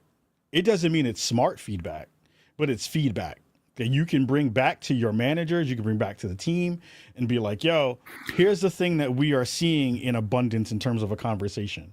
Let's address this internally or not address it. Like, some of the stuff is batshit crazy and it doesn't make sense. Some of it is actually reasonable criticism and reasonable feedback. Constructive criticism and actionable criticism is different than being like, yo, your game is shitty, fix it. That's not the same thing. That's not the same thing. I want to bring up Cage's point because that's what I was about to say. She says, I don't have experience with making games, but I have plenty of experience on what is good and what is shit. And I can articulate why. When products that are bad have a trend, we're going to notice. So basically what she's saying is, we as gamers have played games that are good. We have played games that are bad. And we have noticed the trend here recently where there's more bad than good. There have always been bad games. You know what I mean? We're not going to sit here and act like there haven't been bad games. There have always been bad games. But there is a trend that people are noticing with the correlation of bad video games with the people that you put behind the bad video games, and how most of the time, if you look deep into it and when the information comes out, these are people that weren't really there for the sake of putting a game together, but were there for the sake of putting a I don't want to say agenda, but putting like a message out there of some sort. Where you see the correlation there between these video games, of course, people are going to be like, oh, well, the industry is going this way and they're not listening to me. And obviously they're not listening to you because they get on and they say, oh, you don't know what you're talking about. Or they go, oh, these video games are fine. I don't know what you mean. Or, oh, this is unwanted criticism. So when people look at it, like when people look at what you guys are saying, right? Like I've been letting you talk and things like that. When they see what you're saying, I want to agree that it revalidates a lot of the points that a lot of people have, which is when the criticism comes and they're telling you verbatim what it is that they don't like and what they don't want in their video games and what they're not liking force, then going, oh, not liking this is a problem, and oh, you don't know what you're talking about. It makes them go, we don't want to listen to you. Because then that's where the disconnect goes, because it's like, oh, you're not listening. You're going, oh, out one ear and out the other, right? So let me jump in. A couple things. First of all, I got called a hypocrite in the chat. I want to know how I'm a hypocrite. So please explain that. Other part, you're right what you're saying, but that goes back to what I said earlier. We're not, and I'm gonna bring Smash into this for a second because I saw where he said you got. I don't even have it right in front of me. It was something about you guys or controlling what it's allowed to be said or something like that. I'm paraphrasing, so I apologize. But here's what I would say to Smash and to other people like that. And again, I'm just Smash. I don't know you, but I'm just going to say this. When I've seen your content, I see you frame a lot of things as an us versus them. And my whole point is we got to stop doing that. Both sides. I'm not saying one is right or one side's right or one side, is wrong or whatever. But what I'm saying is we need to start having reasonable conversations again about this stuff. And to your point, yeah, if you don't listen to your consumer, if a high percentage of your consumer is telling you they don't like something and you don't listen to them, that's how you lose game sales.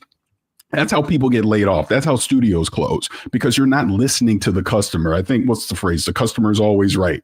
You got to listen to your customer. What is it that your customer wants in a video game or any kind of product, right? But I will just reiterate what I said before. Options aren't bad. I get being forced to do something. Yeah, you're going to get pushback from it. My only critique to when I see about certain things that if it's optional and you don't have to do it, I don't have a problem with that personally. But if you're being forced into doing something, that I can understand, if that makes sense. And to a certain extent, like the idea that developers aren't listening, again, there's a difference in some of the content that gets made by some of the folks in this chat as an action. There's no actionable things from a lot of the stuff that y'all make. If we were to take some of that stuff seriously, we would be making big decisions that don't benefit anybody in some ways. It would be a very niche amount of people who are in that space who you'd be making some decisions towards. And I think that if you're thinking again about like the greater conversation about like making games for everybody, and saying no developer is like, I just want like this small amount of, unless you're making a very niche game, exactly what the targeted audience is going to be for that thing. Even within that small targeted audience, you still want the most amount of people playing that thing. So like the idea of how you level that information up to teams is paramount in being able to do that well. And a lot of times that is not what comes out of the internet. That is not what comes out of Twitter. That is not what comes out of social media. We're tracking that stuff. People are looking, again, I'm not talking about me as a proxy for the entire industry. That's not what I'm saying. But in my experiences and the experiences of other people who have done this work really, really well, people are paying attention to what other folks are saying. We're looking at those conversations and trying to pluck out what's the smart conversation here. What's the good feedback that you can pull back to an audience? And I can say that, and people will misconstrue that and pull that through their brain and be like, oh, we're still not listening to the player. Because it's not me being like, you said all these developers are shit and consultants are bad and all these other things are bad, and not understanding how the industry part of it works while trying to make an adjustment or trying to make a decision or trying to make a piece of feedback that you can't be actionable about. So like there's parts of those conversations that don't make sense, and you have to do better. You have to do better in terms of leveraging the power that you have and the conversations that you have and figuring out smarter ways to feed that information back up to teams to be able to do something with it. Because a lot of the stuff is mean for no reason. It's personal attacks for no reason. And it's agenda-based driven stuff that, to be fair, doesn't do anything in that respect. Because again, you self-selected. You've been like, I don't want this because of this one thing that I'm seeing, or these specific supposed trends that I'm seeing that are around diversity and inclusion and all these things. But the industry is getting more diverse. It's not going backwards in that way. Like it's a reflection of the country. If you're making games here, it's a reflection of the culture. It's a reflection of society. Like places aren't getting less diverse. They're getting pushback against DEI because people think DEI is bad. But the workspaces are getting more diverse. We have more people of color. We have more folks we have more women in the industry more than we've had. We've had a lot of different layers of there that are been really, really good, but people are pushing against that because like, oh, I had to think a little bit harder in my game, or I had to do this one prompt and do this thing in the beginning of a game. Or again, there's some layers of bigotry in there that we have to be able to say out loud are real factors in this conversation. And if we don't do that, we're doing it a disservice. Can I say this one thing? Go ahead. Can I say this one thing? And again, this is just my own personal take. I didn't know what the hell Sweet Baby Ink was until probably less than a year ago. I didn't even know what it was until all that stuff blew up. And I just think it's a damn shame that name being associated with anything immediately condemns whatever it's associated with. And because I know you want to get to the boot thing, so I'm going to hold off on that. But whenever you want to bring that up, I want to address that because I don't think that's fair to the final product again, because of an association to something that may not have had any real influence over the final product at the end anyways. And I know that just from, go ahead.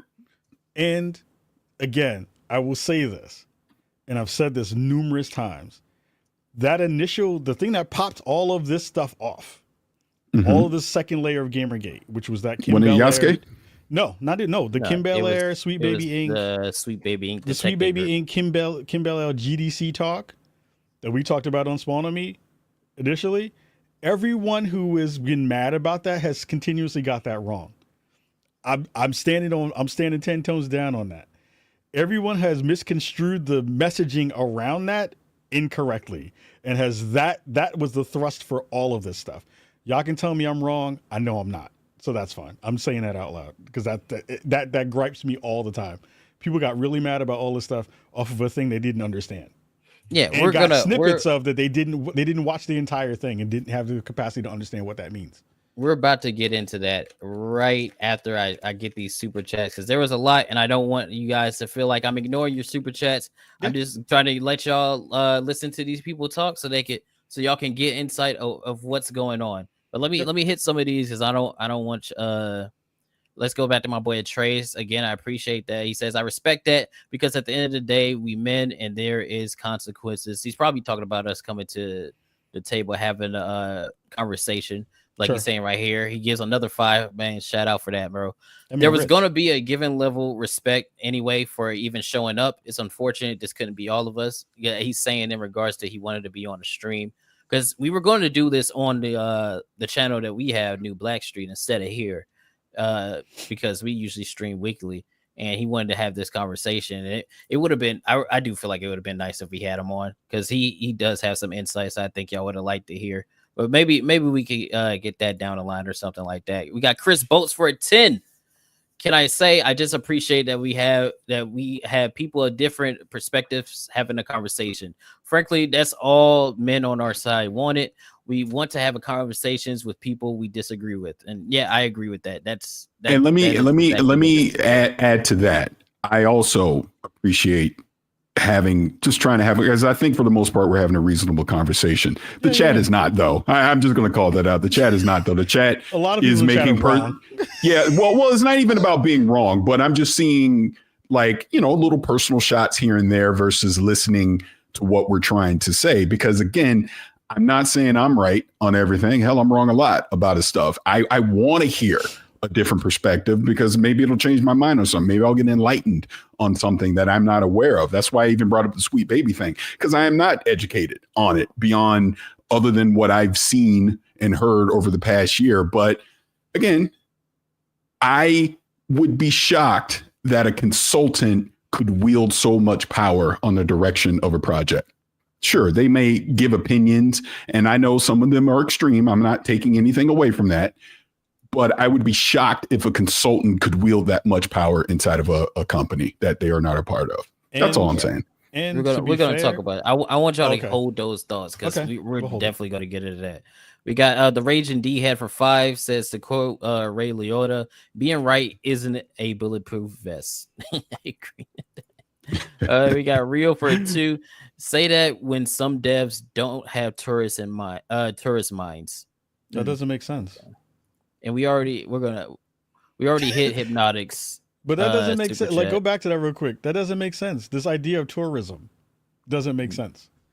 Most developers are fans of games. They wouldn't be in the space if they didn't like games. So like saying that people have tourist minds doesn't make sense. But thanks for the $2. Good job. He also gave another 2, and he says, then why are you blocking people who disagree with you? He's probably talking about in regards disagreeing. It's a matter of having something smart to say. And if you don't have something smart to say, then why I got to talk to you? Say something smart, and I'll talk to you. I'll unblock you. Say something smart. And we got the Raging D head again. You're so fucking messy, dude. I'm honest. Fuck that. People are on some stuff about being honest. Everybody gets to be honest about their position. I'm like, look, I don't have to have dumb people in my circle if I don't want them. If you say something stupid, if I have blocked, look, my block game only really upped after the whole Gamergate 2 thing has started again. I didn't block a lot of people for my whole 15, 14 years on being on Twitter. But the level of discourse has gotten so stupid that I was like, this doesn't make any sense. If you hold these beliefs, and you have this specific thing around this thing, that's dumb. And I don't need to have you around here because that's stupid. You don't have to ingest and consume all the stupidity just for the sake of having an argument, because I'm not going to see your point and you're definitely not going to see mine. So why invest time in that? That's dumb. Say something smart and then I'll talk to you. And we got the Raging D head again for a 5. What is going to be said in private chat that can't be said out loud? If you got the knowledge and the wisdom, then let's hear it. And that was the entire reason why I invited Parris on, and he said we could have Kahlief on. I'm like, sure, because I do feel like the people in the industry that have something to say and or opinionated on things should come out and say so that the people that are on the outside looking in get some insight on what it is that's actually happening. So let me reiterate again about my personal philosophy on this stuff. I would rather, because I feel people act differently one-on-one than they do in public, in a public setting. I agree. So that's why I prefer the initial conversation to be private. When there's a difference of opinion there, right? And there is the potential that it could get heated. I would rather talk to you privately. That way it is no one's business except us. Because you don't need to know. Sorry, chat. It ain't none of your goddamn business. First conversation we have. But then, like I'm here right now, we had a conversation. It went fine. Here I am. He reached out. Hey, want you to come on stream? Yep. I said, hey, can Kahlief come on too? Yep. And here we are. And that goes to anybody else that's out there. Reach out to me. And actually, this all started because I reached out to him. But my point on it is, if you want to talk to me that bad, reach out to me. I'm not hard to find. Look at my profile. Business email is right there. Reach out to me. That's all I'm saying. I don't think there's anything wrong about that. I am not here at your beck and call on when I talk to you. You literally cannot bully me into talking to you unless you talk to me privately. I'm not going to do it publicly. All right, y'all. Hey, y'all heard it. If you want to talk, DM them. See if we can get something shaking, man. If you and look, we got already. Phantom. No, Phantom let me address Smash because he's being kind of sarcastic. So again, Smash, I get it. I know I'm a part of Kind of Funny. I know you've had your stuff with them. I have no ill will against you because I do not know you, right? But like I said, this is my personal preference on starting a dialogue with someone. I don't think there's anything wrong with that. I think it is perfectly reasonable to want to talk to somebody one-on-one before you talk to someone in a group setting. That way you can understand each other, squash any initial problems that you may or may not have, and you're not showboating for the crowd. Talk to me privately, just like we did. We talked privately, and here I am. I don't see a problem with that personally. I'll add this really quick because this addresses what something that Smash said. And I think this is a thing that goes across a lot of the folks who are like, well, you picked a 2-on-1 fight and all this other kind of stuff. And why don't you block me and all this kind of stuff? I speak down to people. Hold on with Smash. What? How do I? Who am I speaking down to? He says that about me too, and that's I legit don't get that. I feel like and I say this all the time. I'm no better than anybody that is here, and I don't try to pretend that I am. If I'm giving off the energy that I'm talking down to people, that's not on purpose for sure. All I'm saying is I have my quote unquote boundaries or whatever you want to call it. Respect them. If you don't, then you don't. But I don't think I've said anything unreasonable today. If I have, please let me know. And my point was, again, we don't know. Like most of the people who are in these rooms, besides me and Parris at this point, like I know Parris personally. We've known each other for years. Kaida, we're meeting personally, in virtual person for the first time, right?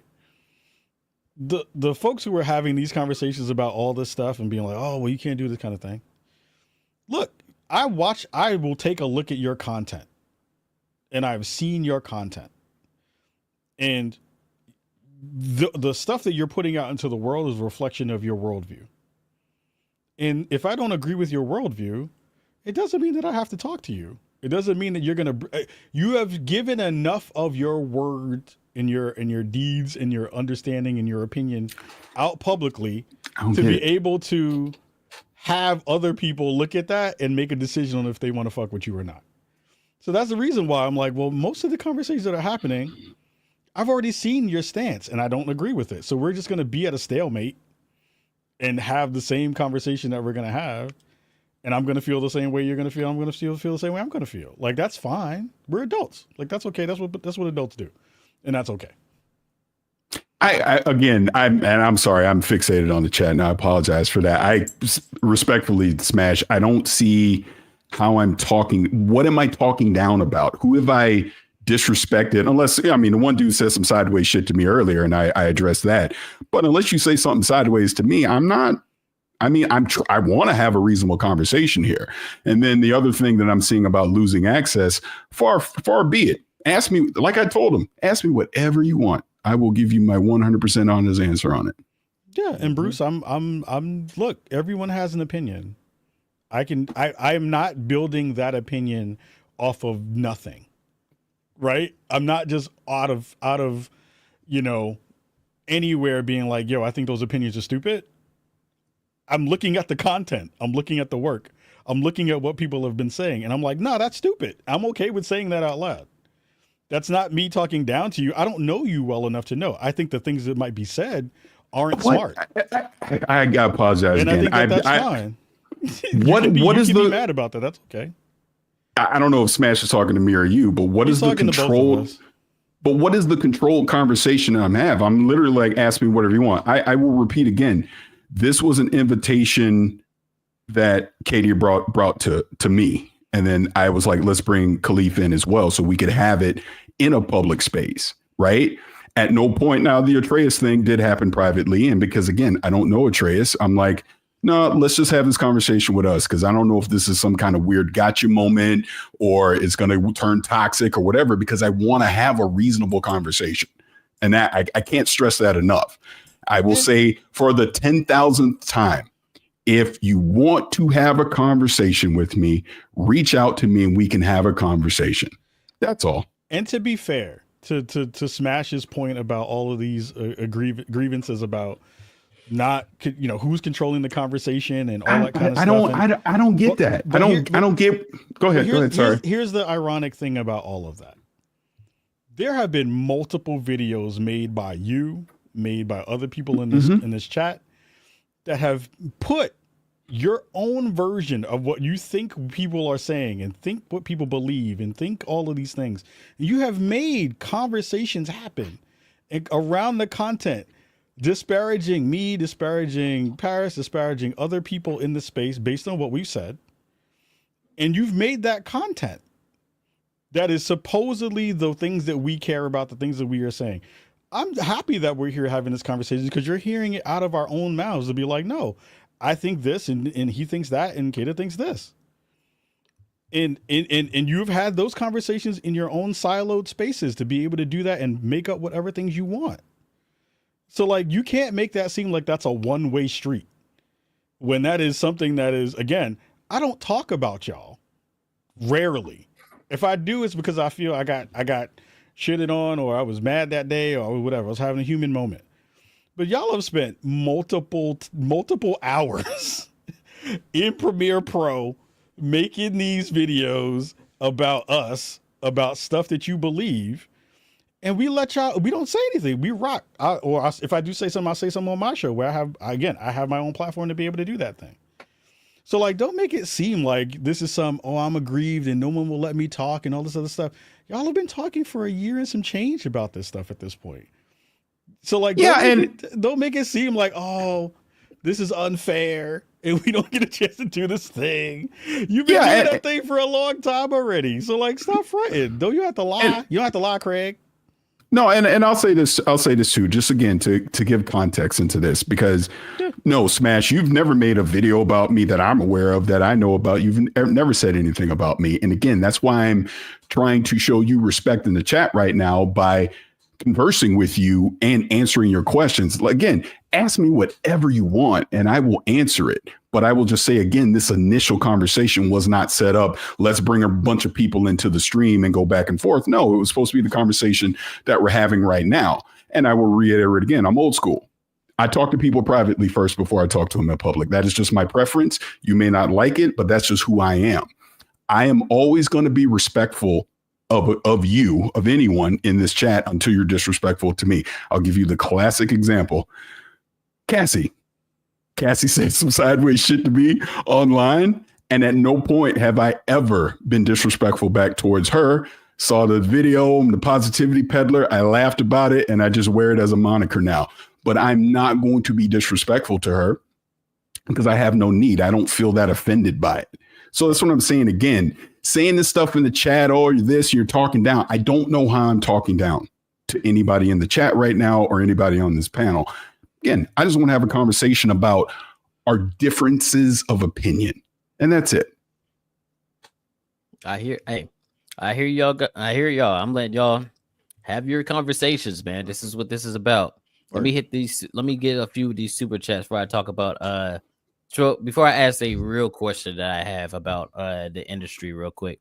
And then we have Phantom Wars. Shout out to you, man, for the 10. I find that to be bull because there are people who literally say they work for such and such and they hate gamers, and they usually come from companies who embrace DEI. I guess what he's talking about right there are the really bad community managers that are out there that go out there and say that they don't like gamers, and they usually have, it's always the comment, she, they, whatever stuff in their bio and stuff like that. And you usually see these people that don't really like video games, but they're just in the space because the space is popular at the moment. Like, that's incorrect. I would gaming is mainstream. That's just the assumption, that we have to go off because of what we see. I would disagree with that. Like, again, I think the versions of what you've seen from any of those community managers, you have no idea the influx of comments and all the stuff that happens towards community managers, especially now. Again, as a community manager, you are taught to a certain extent that you're supposed to eat some of that stuff, right? But also, people are human. And for people to not understand that from a base perspective, just because you're a consumer, I think that's unfair. And even if you think about that, think about all the games that get put out in a year, and you see 4 or 5, maybe at top, you can count them on 2 hands that pop off at the community, then that doesn't feel like a real gripe. That's if you personally feel like that crapped on you, that's reasonable. But like also, that is a microcosm of the entire amount of people who do that kind of work in the industry in comparison to the amount of people who pop off on that thing. So like, you gotta be able to be okay with that a little bit too, because you can pop off and say whatever you want, and most people won't respond to it, and most people won't say anything. And again, most people aren't. If you work in that space, if you're working in games, you want to work in games. Most people just don't fall into games. That's not the thing that happens that often. So this is where we slightly disagree in that I think there is, and this is where I talk about just what started this whole conversation of when you have a platform and a voice that is a megaphone and literally representing the company that you work for. Yep. You have to think before you post is what I'm saying. Look. Yes. Look, we know the group DMs be lit. I'm not denying that. Of course, people are going to say privately how they feel. But if you're a community manager of something, you have a responsibility on what you say public facing. That's just a fact, because the truth of it is, if you insult your customers, they're going to stop buying your game. 1,000%. That's just the truth of the matter. So I do, because I know some of the comments out there, and I've seen them, and I shake my head. I'm like, oh Lord, why'd you say that? And then then there's the things where you'll see a random dev that no one's ever paid attention to that might get upset about something and tweet something, and it gets picked up, and next thing you know, it's on fire and it's trending, everywhere. Even in that instance, you got to be careful. Unfortunately, I'm not saying it is what it is, but you got to be careful about the stuff that you say. And I will take this opportunity to just say that's the whole point of the conversation that we're having now. I definitely try to be careful about the stuff that I say, because, I know whatever I'm saying, there's a whole bunch of people paying attention to it, right? And what I might say privately is not what I might say publicly, for that very fact, because I do have a responsibility. I am part of a team at Kind of Funny and Gamertag Radio and all that kind of stuff. I don't want to hurt them with some stupid shit that I said. You know what I mean? I have to be mindful of those things. And that also goes with game devs and community managers too, because your words could impact the project that you're working on. 1,000%.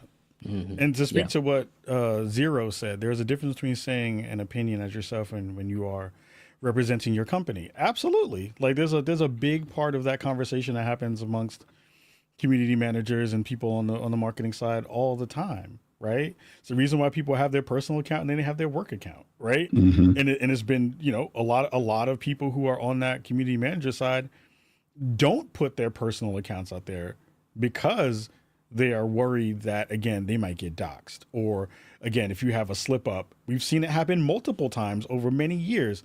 People have come for them and have tried to either engage in, negative behavior on the low end, and at the high end, the most extreme end, people get doxxed and all this other kind of stuff. So, like, again, if we're talking about people in this industry being human, then we have to be able to give everyone grace in that circle and be like, look, as a person who works on the community management side, I have to tamp some of that stuff down and be like, I'm not going to pop off at some of that stuff publicly towards those people. And the ask has been towards the industry, towards the audience and the consumer, is like, don't be shitty to me. That's a real basic thing. That's a real, like, human to human thing, right? See, that's what I mean. Like, you see, that's what Cloud said, right? It's like, give everyone grace but the consumers.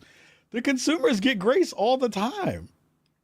Like, to think that that's not a thing is not, again, we're seeing things in a very different way. And I think that's fine. But when people are telling you what their experiences are and you don't have those experiences, that's where the disconnect happens. Because you're basically being like, in the same way that Kaida and a lot of folks would be like, oh, you're gaslighting me by saying these things I'm seeing in the industry aren't happening. from developers or from, journalists or whatever, it's the same thing. How can you not see that if you're thinking about it logically and thinking about it critically, right? You can at least give people that and be like, there's a space there that if you're trying to be human and you're having those conversations. So I'm like, look, I don't know what you want. Okay. Yeah, I hear y'all. Let me get through these because I really want to get through these. We're about to speed past them. We got Captain Beebs coming in with the YouTube member. I appreciate that. We got Atreus coming in for as far as the homophobic comments against Keith Kahlief. I get roasted for gay stuff by my audience every day. I live in Atlanta. They don't make it okay. It's just the temperature of the room. And that just goes to what we were saying earlier. It's just, we're in the jungle out here. If you're in the internet, you're in the lion's den, man. So you gotta adjust sometimes. And we got the Raging D head for 2. Appreciate that. They're trying to dictate logic. I guess What? I think we hit on that already. I think we're way past that already. And Nissan for the 20. Appreciate you, man. These chats are important because it humanizes both sides of the issue. This whole gaming thing is just one symptom of a larger issue worldwide. Everyone talking, but no one listening. Love for the whole panel. This was great. Shout out to you, Nissan, bro, for the 20. You didn't have to do it, but you did. And you appreciate it nonetheless. And we got Zorant 0 for another 20. They said there could be the tastiest pie ever, but if it's advertised as being a coconut pie and I'm not into that, then I wouldn't try it or give it another look. These games advertise that aspect instead of the game as a whole. How do y'all feel about that right there? It just reminds me of what Sam Jackson said on Pulp Fiction. He was like, sewer rat might taste like pumpkin pie. Don't mean I'm gonna eat the filthy motherfucker. So I get it. It's how you present something, despite what it might be on the inside. If its initial appearance is unappealing to you, you're not going to engage with it. I get it. I totally get it. Yeah, that's fine. I think, again, like nobody's saying that you have to do anything. No one on any side is being like, you must buy this thing. But also don't attribute the fact that people are making things for a larger audience that you are feeling like you are not included. You are absolutely included in those spaces. You are also choosing not to be a part of those spaces. And we got Chris Bolts for a 10. I just made you a mod because I saw you in the chat talking about I need some. I don't know where Quentin is right now. He's probably somewhere with his bad Batman takes out there. We have you for the 10. Shout out saying, can I just say I am glad that this conversation is happening and that it is 3 intelligent black men leading the way. Thank you. Gotta go take my dog to the vet. I appreciate you being in the chat nonetheless. I hope your dog is good, man. So go ahead. Well, I want to address something in the chat because this goes to, again, where you get misinformation, where I think what you shared that Shannon Sharp too, where people start saying stuff on the internet and they keep saying it enough, then everybody starts believing it. Yes. Marco's talking something about, because he said this a few times, that I defend Concord. Never happened. If you actually go and look at what I said, I was like, they need to delay this damn thing because this is not going to work in its current iteration. They need to change the payment model. Go free to play. I said all these things, but the whole point is you keep repeating something that is not true. And this is the whole thing about social media and the internet, where because someone might hear one thing and they don't do the actual research or the work to see if it's true, and they just start repeating it like a parrot. And I think that goes directly to what Mike was saying. He says, no, but you call me a bigot if I don't buy. No, you're a bigot if you're a bigot. And I see the things that you say. If it's bigoted, I'm going to call you a bigot. It doesn't mean that I'm like anyone who is not buying these games for those specific reasons. Immediately, I'm like, oh, well, that's that person is a bigot. I'm like, if you go online and you are one of the people who are like hyping up those conversations that are bigoted, then yeah, I'm going to be honest about what I feel is bigoted conversation. And I do think that like, even the thing about Shannon about like a story continues to get pushed out and then people just believe it. I think that that's a big part of the misconception about the dev space to the consumer space. Again, I think the numbers of people who are developers, who are public, who are on social media, who have said a negative thing about players is infinitely small in comparison to the pool of players. It is infinitely smaller than what the back and forth goes there. You might feel like it feels like a lot of people, but it's not. You can ask most developers if they hate players, and 99.9% will be like, no. They'll be like, yo, sometimes y'all say some wild shit. But like, do they hate people? No, that's not a thing. It's not. I'm telling you, from a decade plus of doing this work, going to multiple GDCs and talking to and interviewing developers, no one wakes up trying to make shitty stuff. I can say that as much as I want, and people cannot believe me, and that's totally fine. But like, I'm saying this as a real like bridge to all the folks who are feeling that way. This is me being super honest and being really transparent. That's not a thing. And I'm not a proxy for the industry. I'm a proxy for me. I'm talking through my experiences and my stuff. But like the conversations I've had, that doesn't happen. That's not real. You're seeing something that's not there. Okay. I mean, we got 1, 2, 3, 4, 5, 6, 7. And these are all relative to the conversations we've been having. Let me hit these real quick. Raging D head again for a 5. What is better feedback than affecting the bottom line? I 100% agree with that one. I feel like you could be as vocal as you want to be online. We can make the videos. We can speak on all the stuff. But once you vote with your wallet, that's the biggest thing that you can do. Sure. So, and if they choose to listen and choose not to listen, that's when it becomes a, hey, you've done you part. You're like, hey, I'm not buying this product. And like Star Wars Outlaws, hey, a lot of people are like, we're not buying this game because of X, Y, and Z. Didn't make a lot of money. It's a Star Wars game that flopped, unfortunately. So it's like, okay, are they going to take the feedback that the people had for the video game with the graphics, with the gunplay, with the character, with the story, all of that stuff? Are they going to take that feedback, or are they just going to ignore it and then do the same thing again? Not so the DEI Chin one. That doesn't make sense. How does that not make sense? Because you're making it. You're asking for. Well, let me go back a step. That feedback, if I'm a developer, I look at that and say, the comparisons that you give me to what you want may not necessarily connect to my vision for what this game needs to be. And that's fine, right? Like, again, if you're a consumer, you have the ability to say, I can do whatever I want with my money. I see a woman with a chin that I don't like. I'm like, oh shit, she got a chin that isn't as chiseled or as pretty as I believe chins to be. Right. And you can be like, I don't want that. That's fine. That's reasonable. You'd be like, I think that's silly, but I think you can do what you want. There's no feedback there because you have decided that you're like, this vision of what you see doesn't match up to what I believe stereotypical beauty is. Right. And that's the feedback being that, that would be the feedback of, hey, we don't like unattractive characters, because I don't know anybody that wants to go around playing as an unattractive character. So the feedback is, hey, maybe don't make your character that unattractive, or don't take the actress for that's the face model who is gorgeous, and then just mess up her face, give her nose like the sideways, mess up the mouth, all that stuff. That is genuine feedback to me. I believe so. If your customer is telling you what they don't like, then I feel like you should listen to that. I think there's a space between artistic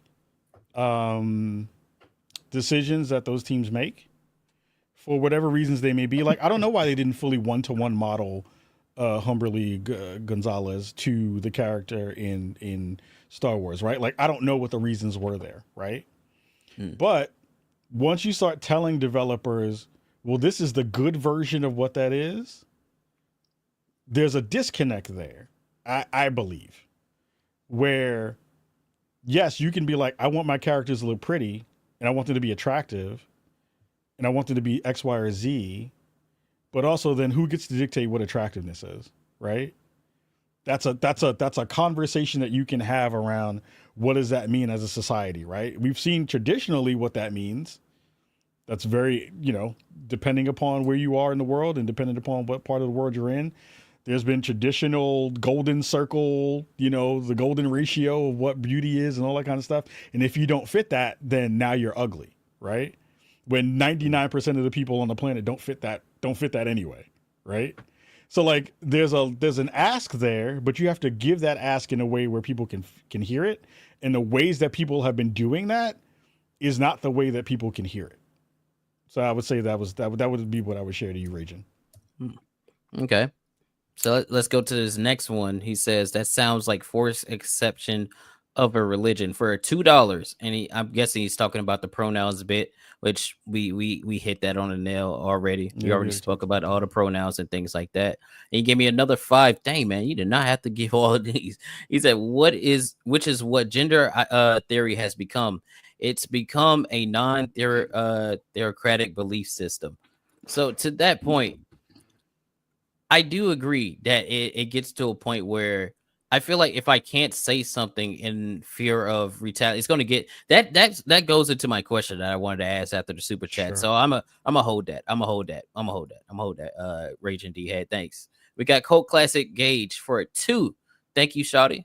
Talking about how did Gamergate 2 start? Most people don't know. That is true. Most people don't know that it started with the article on Brutus trying to shut down his Sweet Baby Inc. detective group. Most people think it's Suicide Squad that dropped, or it was Yasuke being in Assassin's Creed Shadows, or they think it was when Sweet Baby Inc. became known and things like that. No, it started with Brutus made a Steam curator group, just putting together games that this company works on, this consulting company that they have affiliations with. And one person from the consulting company tried to get the curator group taken down due to saying it was like harassment and things like that, when all he was doing was gathering information and putting it together. So that started the whole thing with everybody starting to go and look into this stuff of what happened. And then it became more of what happened with Gamergate 1, where it's like, from my understanding, I wasn't really involved in that when that was going on. From my understanding, it was about where people did not trust journalists, pretty much, where it's like a journalist will say something and you're looking at it, you're like, well, you're lying to me, right? Yeah. And then people are like responding to that. It's about journalistic integrity, pretty much. So when Chris Kindred put this out on Brutus and tried to get his thing taken down, everybody rallied behind because they're like, whoa, why are you doing that? He's just putting together a group. And then it snowballed when the Sweet Baby Inc. stuff came out, and it got caught up in the culture war because, there is a culture war happening, regardless if people want to admit there isn't or not. There is one happening, and it got dragged into it. And yeah, so it's a long, messy process of things that have been happening. We talked about that on the show too, and I would just want to say, for the record, he's wrong. Okay, we'll speak on that on another time. Agreed. And then we got Adir Soto for a 2. Then why people are losing their jobs. He's probably talking about the AAA industry. Again, Adir Soto, we kind of hit on that. Yeah, I believe that 2 things could be true at once. It can be an incompetence thing as well as a implementation of things that don't necessarily are that important in my eyes in video games. So. And then we got the Raging D-Head for a 2. Stuff has been chill and fine here. I don't know what you're speaking on, but yeah, this has been a good stream. Just letting people talk and getting the dialogue out. And we got Phantom Wars again for a 5. Got friends who are trans, got friends who are gay. They may not agree with me, but I love them because they are my friends. No hate, in my heart, all love. I feel most people are like that. Again, I have friends that are gay. I don't care. Hey, it's Phantom like in the chat. Do you get mad when they use their pronouns? I'm curious. That Phantom, if you're in the chat, if you're in the chat, I'm just curious to know. Like, do you actively tell them that upsets me that you have decided to ask me to use these pronouns if they don't? Nope. Then yeah. Then I'm curious to see why it connects there and doesn't connect any other place. But that's another conversation for another time. Thank you for answering that. Yeah, I have friends that are gay. I don't give a shit, But the friends that I have, they don't do the personal pronoun stuff either. So I couldn't speak on that. They don't go, oh, call me this, call me that type stuff. So I can't speak on that. But thanks, Phantom Wars, for the 5, man. You're always appreciated around here, bro. And then we got Nissan 86 that became a member. Shout out to you, man.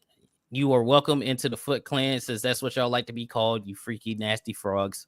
All right, so that's what it's gonna be. And then we got my boy LG Lawrence.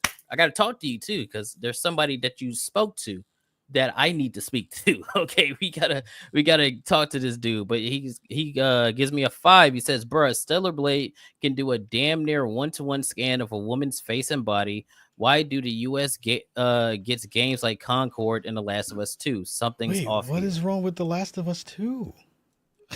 Okay, keep going. Sorry. That's the end. That's the end of the super chat. Thanks for the 5 LG.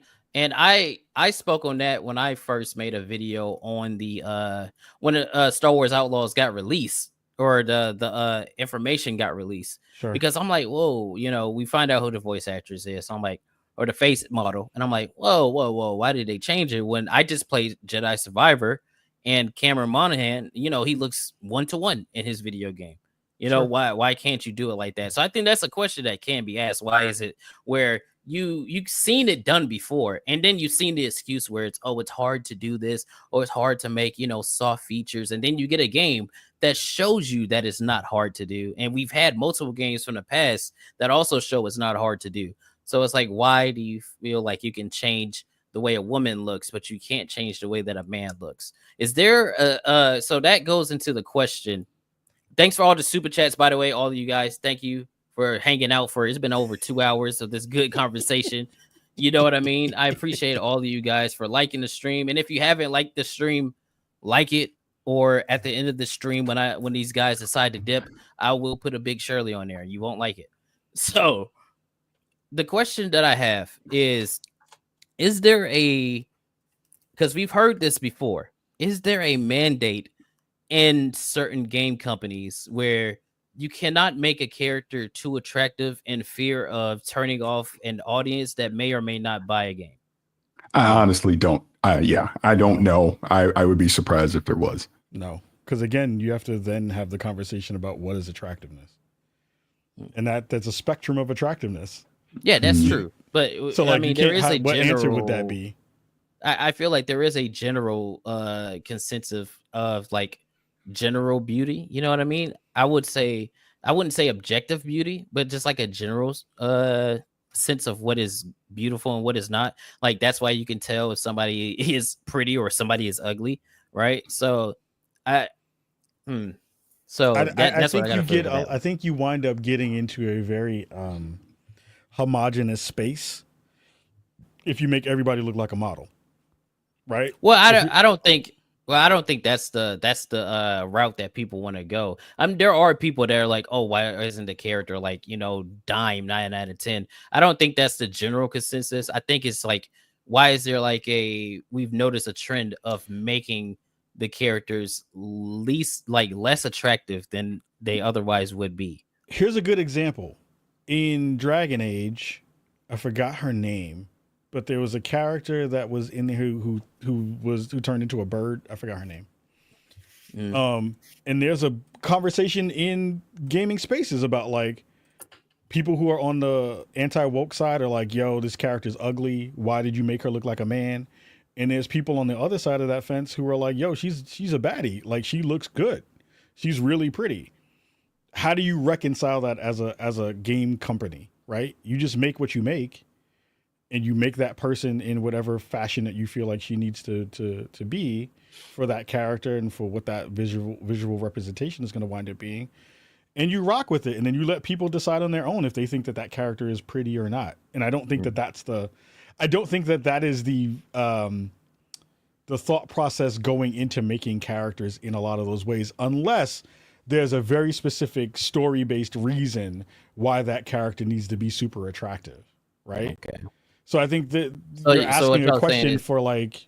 You haven't heard of like anybody say, oh, we can't make these characters look... Because we've had people that have come out that said, oh, because I had somebody tell me that I'm not going to disclose who they are. They said we can't make this character too attractive because they don't want to offend people of a certain demographic. I'm like, what demographic?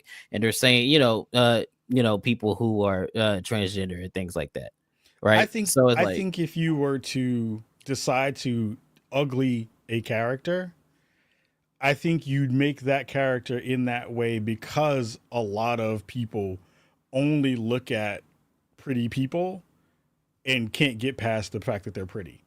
Like they think that those characters don't have substance when you do that. But again, it's a game, and if you write a good character who's in that space and they're not as attractive as you want, that doesn't really change the idea of like I don't understand personally how that is a thing that pulls you out of the experience in those ways. But that's me. If that's your version of it, that's cool. But like, I don't think companies are doing that specifically because they're looking at an audience that is in there and being like, we can't do that for them. This one right here is a good one. Like, how did they go? That's what I was about to bring up. Yeah, how did they go from 2017 or 2018 Spider-Man, and then you get the Spider-Man 2 that just came out, and the face is completely off. There's no way that you could look at the 1-to-1 and be like they didn't change the face model to make it less ugly, because it is. It genuinely is. Like there is a I don't want to say average, but like a general understanding of what's pretty and what's not. So that's why you can tell the difference between the two. And when you see it, most people saw that and like me, for example, when I saw it, I'm like, oh, what the fuck? Why did they do that to the actress? Or I don't know why they made Mary Jane ugly. That doesn't make sense to me. You know what I mean? They changed Peter too, and nobody said anything. No, people didn't like. I didn't like it when they switched Peter's face model. Yeah, that's why I want to jump in and say that's Spider-Man is a great example of. I think it is valid to question it because the original game, the characters look different. Why did you change it?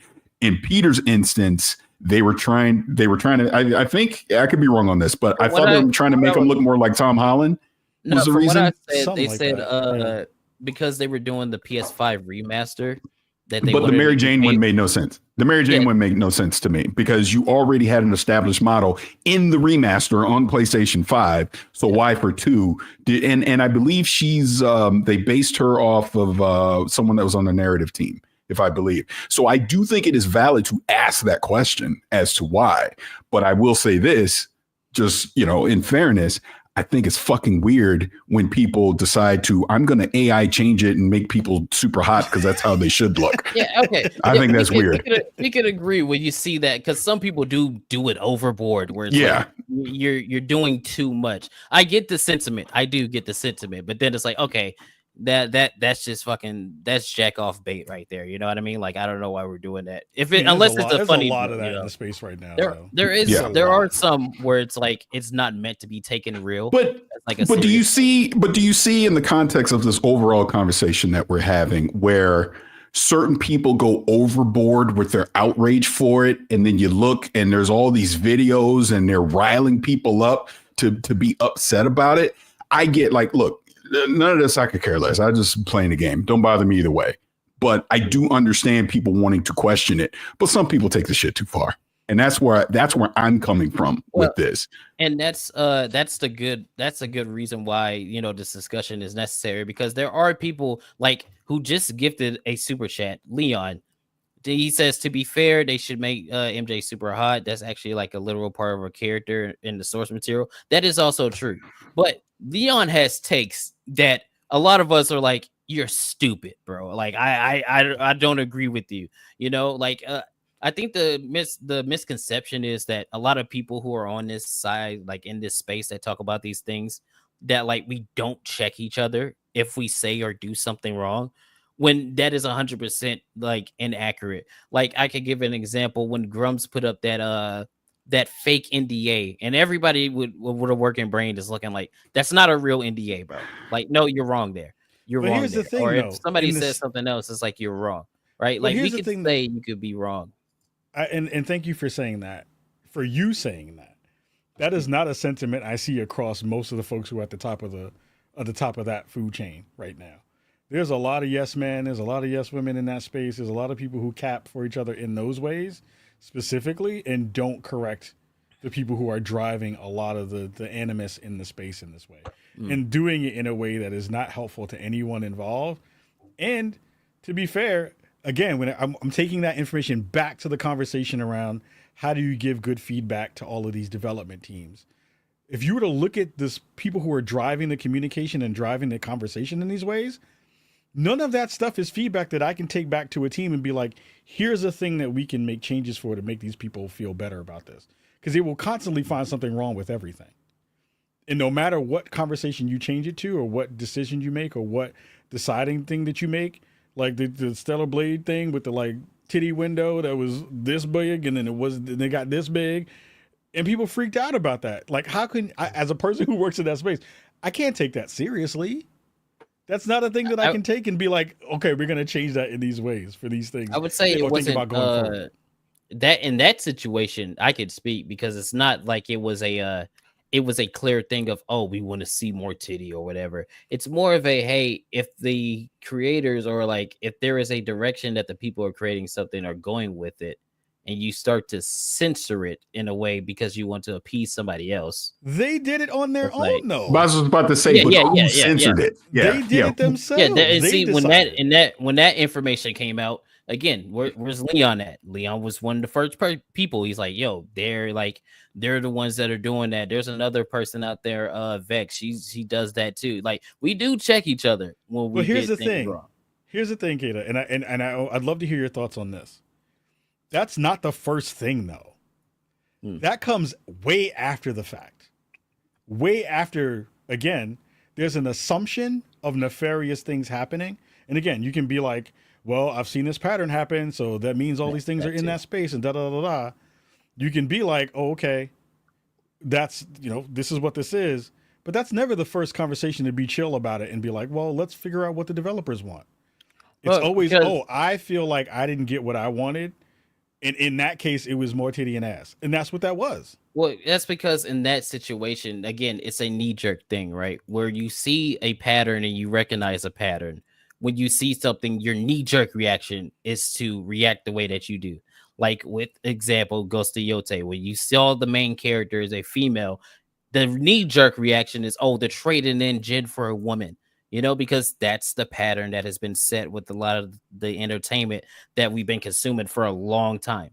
So when you see it, that's what people think. And then if information comes out that that's not the case, then that's when you go, oh, okay, well, we got this wrong, blah, blah, blah, blah. But I can't blame somebody for having their first knee-jerk reaction being, oh, they said this video game was going to be uncensored, and then they censor it. You're lying to me. Like, I can't blame somebody for that. But again, like there's a difference between being like, I can't blame them for that thing, and the underlying foundational thing is I'm going to be upset about this thing that we don't know anything about yet. And I do want to address the other super chat when it comes time for it.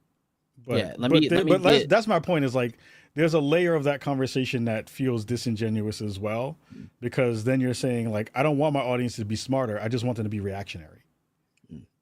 That's not good. Doesn't do any good for anybody. Yeah, we're gonna hit on that one. Hold on, let me hit these because Smash came in and became a member. Shout out to you, bro. And then we had Moxie Dame came in with the 5 gifteds. You didn't have to do that. All right, me and you are gonna have a conversation later because you're not supposed to be giving me money. Okay, and then we have Words of Paradise for 5. To be fair, yeah, we talked about that one with the MJ. And then we have the other one where he says, Kahlief, that comes off as disingenuous. Who on your side of the fence called out Alyssa, for example, when she lied about Cabrutus? I checked my own. And yes, yeah, Leon is always the one who's like, no, bro, I don't think that. And no, that's not right. And yeah, he's always like that. Yeah, so I can address that part, at least on the why are we not checking people for that stuff? Because she wasn't wrong. That's the real answer. About Cabrutus? Well, we're gonna hit on that. Hold on. She wasn't wrong. I haven't been wrong about Cabrutus either. What do you? So about go ahead, Parris. I don't know what that means. I have no idea what the Cabrutus is. Is it Popeye or something? I don't know. What is that? I don't know. I have no idea. He's the Brazilian guy who made the Sweet Baby Ink Detective Group on Steam. Oh, okay. All right. Yeah. Go ahead. So we're gonna hit on that, but I want to ask a question that I've been holding off on because, as you said, when we spoke, Parris, you were like you wanted to reach out to me because we're Black and things like that. So I wanted to ask, in the industry, right? Is there a stigma because of being a Black man or a Black woman or something like that? do you feel like there are certain things that you cannot push back on in fear of your access being snatched away faster than somebody else who I would say isn't black? I can only speak for myself. I will never compromise my opinion for access. I'm going to say what I got to say. Just like, I'm just going to spin this back in here real quick, the Concord thing, since the one dude was so adamant about me, quote unquote, defending Concord. I literally dug up the tweet that I put out in July during the beta where I said, delay this game. It's not going to work. You're setting it up for failure because I want to see it succeed, because I want these games to succeed. I want these, again, the studio's gone. These people are laid off. I don't want to see things fail. So if I'm seeing ahead of time, my radar is going off saying, hey, something's about to fail. Yeah, delay it. So in that vein, I could have risked my access to PlayStation by coming out against one of their games, right? No, I'm going to say what I got to say. Again, roll the tape. I literally talked to the CEO of a freaking Xbox and told him how I wasn't happy about certain things that Xbox was doing. I'm not afraid to give my opinion on anything. And in that vein, has nothing to do with color. It's just me. I can't speak for other people. I don't know. I just know about myself. I'm always going to give you my 100, whether you like what I have to say or not, whether you want to believe me or not. I'm just going to tell you what I think.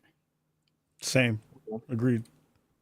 So you think there's not a level of, hey, you know, they're in the industry where it's like, oh, I can't be too hard on something. Like I don't want to use Concord as an example because Concord is too easy to pick at and be like, that's just an overall bad video game and bad situation. No, and I have to jump in again because this Marco person, you're like obsessed with me over this topic. So let's address something really quick.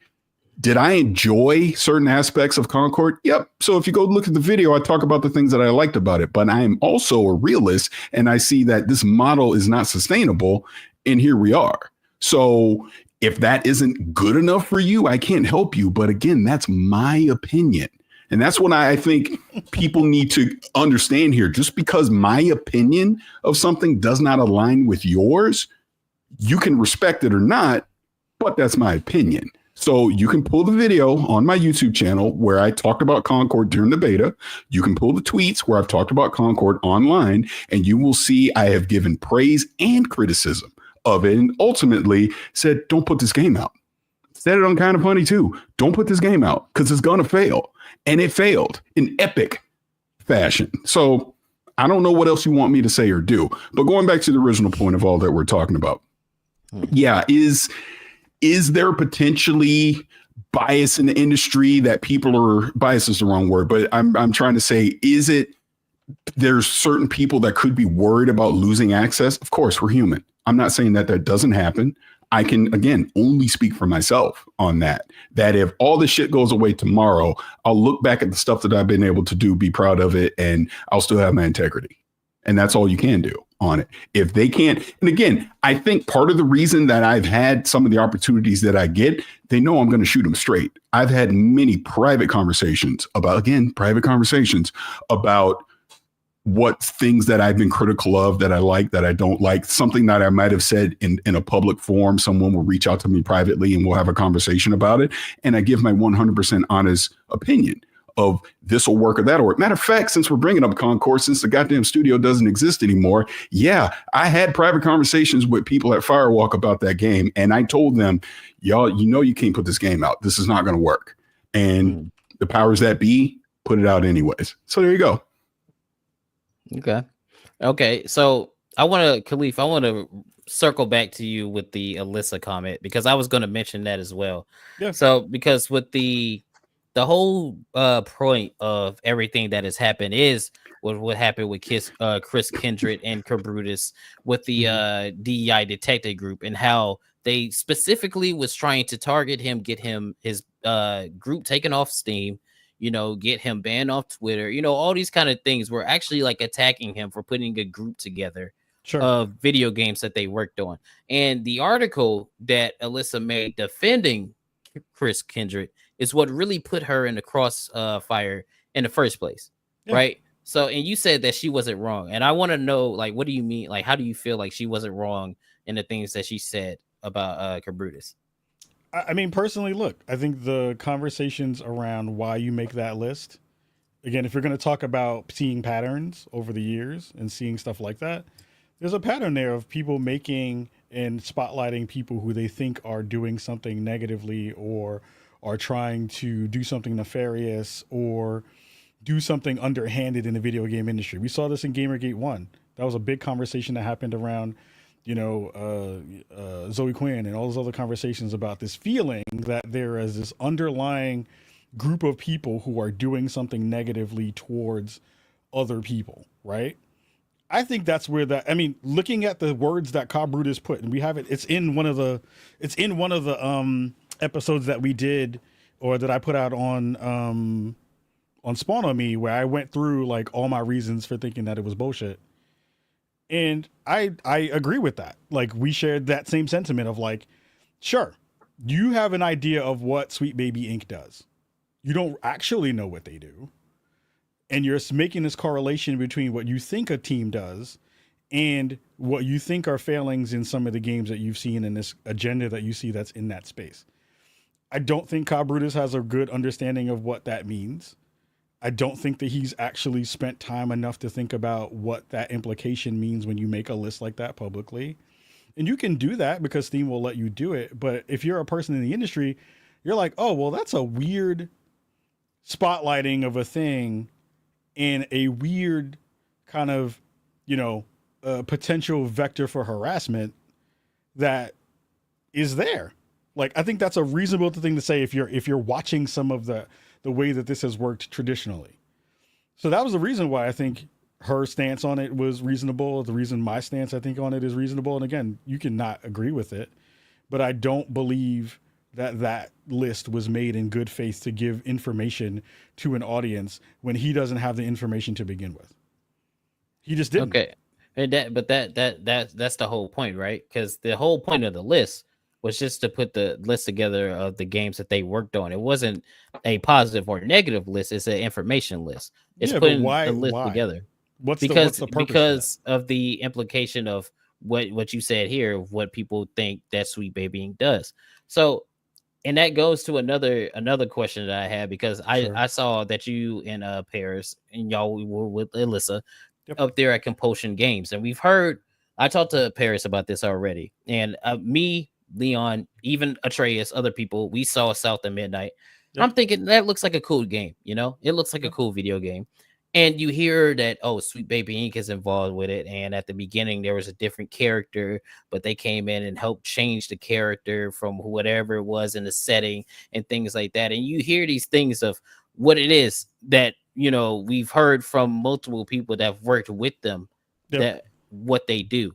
And then we hear, like you or somebody else come out and say, no, they don't do that. They don't do that. So my question is, because, I got y'all here, what is it exactly that they do? Like, do they have any kind of like sway and like a narrative and a game design? Like, when they come for their consultancy, the stuff that they the information that they give these companies, does that have any sway in what the product ends up being?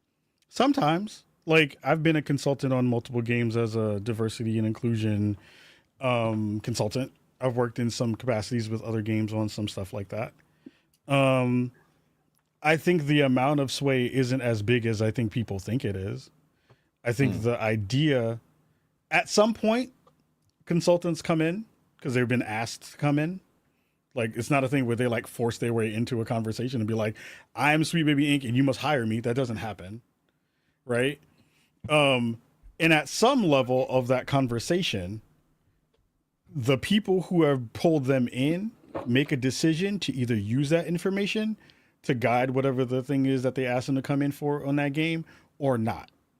And it's really that simple. Like, it's not as complicated as people are making it. Again, the people are making this into some nefarious thing without understanding how consultancy works. So I would say that the sway that they have isn't as great as you think it may be. And I think even if it was something that was in that space that they did use some of that information on, there were people who were in those spaces who decided that information was good enough to incorporate within the game. So like, even if you're mad at the fact that consultancy is a thing, the people who are decision makers are already decided during that process if it makes sense to be able to incorporate that thing or not. So I continue to think that this is like the most non-story that we've seen in a big time in a long time, because it doesn't like, the people who are talking about it don't understand the process, and they haven't understood that this has been a part of the industry for a long time. Games that you've already played that you liked and all that stuff have already had consultancies in it. I think that's the disconnect that's happening, because we understand why you would need a consultancy company on stuff like history or things of a specific region or things of a specific culture of people and things like that. We understand that part. There is the difference that we see when they come in with their consultancy, from what we've seen and what we've been told, that it is not just about trying to make something authentic. It's about trying to make sure that something is, I don't know, safe, trying to make sure that something is not offensive to somebody, trying to make sure that it's as politically correct as you can be about something. And when people see that, they go, well, when you're doing something like, oh, you can't have your character look like this, or you can't have your character say these kind of things. When you're doing that, to me, it seems like you're putting limits on creativity. You're putting constraints on what you can and cannot do in a space. And again, it does go back to the whole culture war thing that we have going on, because we've seen people who, there are people with good intentions that come through, right? Like, for instance, Me Too, that started with the Harvey Weinstein stuff and how egregious all that stuff was. And then it turned into people just wanting to get people out of positions in order to take their positions. And then you have people that work on like TV shows and movies where they're like, hey, I want to make something good. I want to make something that can tell a story. And then you have others that are like, oh, I just want a pat on the back from all the other people in this industry to make myself seem better and virtuous and things like that. So when you see the gaming space and it comes in, that Sweet Baby Inc., they go in and they have sensitivity reading and all these other buzzwords that when you hear it, your light bulbs start to go off, the red flags start to go off, because you've already seen the pattern, right? And when you have your CEO come out, as many have said in the chat, it was saying that, oh, if they don't want to hire you for your consultancy, scare them into it. And if you guys don't like it, or the people that go, if you don't like my product, don't buy my product. And then you don't buy the product, and then they call you racist, sexist, all kind of things, because you're doing what you told them not to do. Like with Battlefield, which Battlefield was it that came out when the CEO said, hey, if you don't like this woman on the front lines in World War I, then don't buy the game. And people didn't buy the game. And they're like, oh, it's because you're sexist and things. It's like, no, we told you what we didn't like, and you told us to fuck off, so we're not buying it, right? Yeah, well, but there's a balance there, right? Of what the team wants to make is not going to always align with what the audience wants. Because you could be like, yo, I want to put black people in here, and if you'd be like, yo, I don't want to put I hate seeing black people in this game, and that's the prevailing conversation in that space. People who are going to be like, well, fuck you, I want to put black people in this game, right?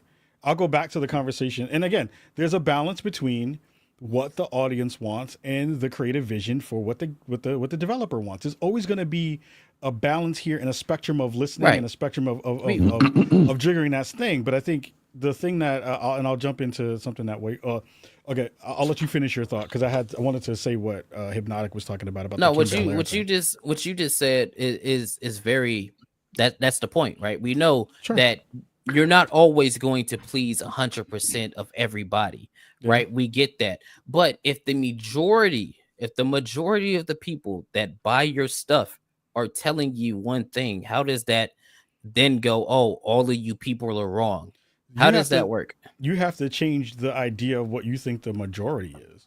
Are we talking about the majority of people online, or are we talking about the majority of people buying that thing? Yeah, the majority of people online, or the majority of people who talk and get these games out there for other people that may not buy games every day. Because most gamers, they can't afford to just buy every game, right? They buy one game a year. I know a dude, he only buys about 2 or 3 games a year. There are casual gamers, right? But where am I going with this point? I just lost it that quick. I think Hold on, I think you're trying to kind of repeat make the what you just case for said. like the number is bigger than we think, right? Yeah, so if the conversation online, because online that's where most people are. I mean, we have to accept that. Like word of mouth actually works. So Yep. if most people that are online that are your customers, right? And we can't say it's a small group of people, okay? Because it's not. If it was a small group of people, we wouldn't be in the position we are right now, right? So if a large majority of people are telling you, "Hey, we do not like this thing," Sure. and then you go, well, that what you think doesn't matter, and then they go, okay, we're not going to buy your product, and you see game after game after game not succeed this year, and then the ones that do what the customers like, to a certain extent, not everything is perfect, right, but they do listen to the customer, and they are games that people are interested in, those games succeed. How can you then go, well, how do we know that it's not a large group of people when it really is? No, because no one is tracking that data. Like people are Well, tracking. People are because tracking.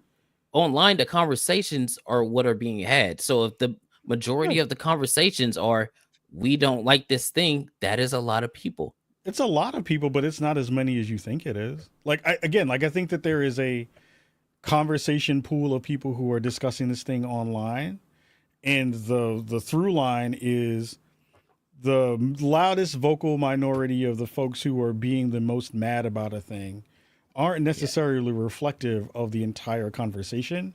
And there are a lot of people like this is the thing that most journalists have been talking about forever. Is like when folks who are mad about the conversations that are happening, even inside the supposed like journalistic bubble, because there is one, right? Like everyone has a bubble, right? And if you're thinking about the people who are on the journalism side, there's an expectation that we have internally that we've tried to not adopt anymore of like, well, our word is the word that is the most representative of what we think most players are thinking. And we already know that that's not necessarily the case all the time because there are people who are the casual people who don't watch podcasts. There are the people who don't listen to our videos. There are the people who don't listen to, who aren't on social media in those ways and are following those people, right? So like, if you're gonna say, well, like these conversations are happening, no one is Well, tracking the data of. well, I can tell you as somebody that has been on the inside of what's happening and on the outside of things that are happening. Sure. In what The capacity? I'm just conversation, curious. as somebody that's been talking about things that I don't enjoy in video games and things like that. The But are people you that don't seeing the track this numbers stuff, though? yeah, the sales are the numbers, right? Because the people that don't track this stuff and the people that don't pay attention to everything that is happening, they are now starting to see the things that the people that are talking about these things all the time, they are seeing that stuff in their day to day, in the gaming, in the movies, in the TVs, right? And they're like, why are these things happening?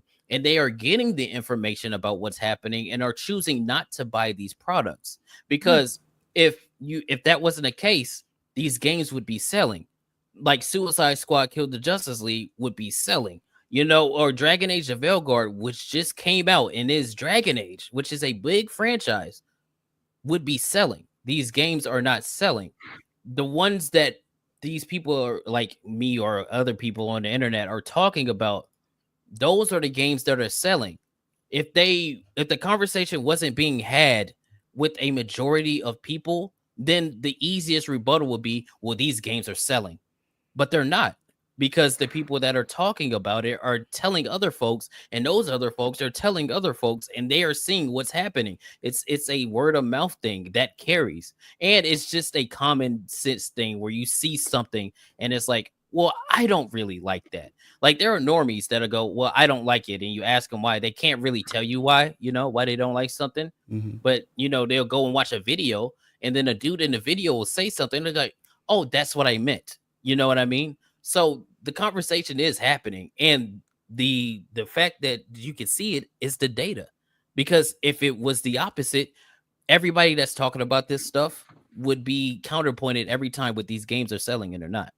right? And Okay, I see Parris. Parris, you want to say something real quick. Yeah. So I want to jump in. So as I've said before, it's not that Kahlief and I agree on everything, and I slightly disagree with some of the stuff go that ahead. he's talking about. So use the bathroom again. yeah. I know you can hear me. So when it comes to Sweet Baby Inc., I have to plead ignorance on a lot of it because I just simply don't know. I only know what I have seen in the past year, and I'm going to argue that there's going to be bad actors in anything that you do, right? So I know there's been some very outspoken people that is basically one bad apple ruined the whole barrel kind of thing, right? So Sweet Baby Inc. now is a bad word with a lot of people. They instantly hear that and then they don't want to engage with it. And the reason I bring that up is this.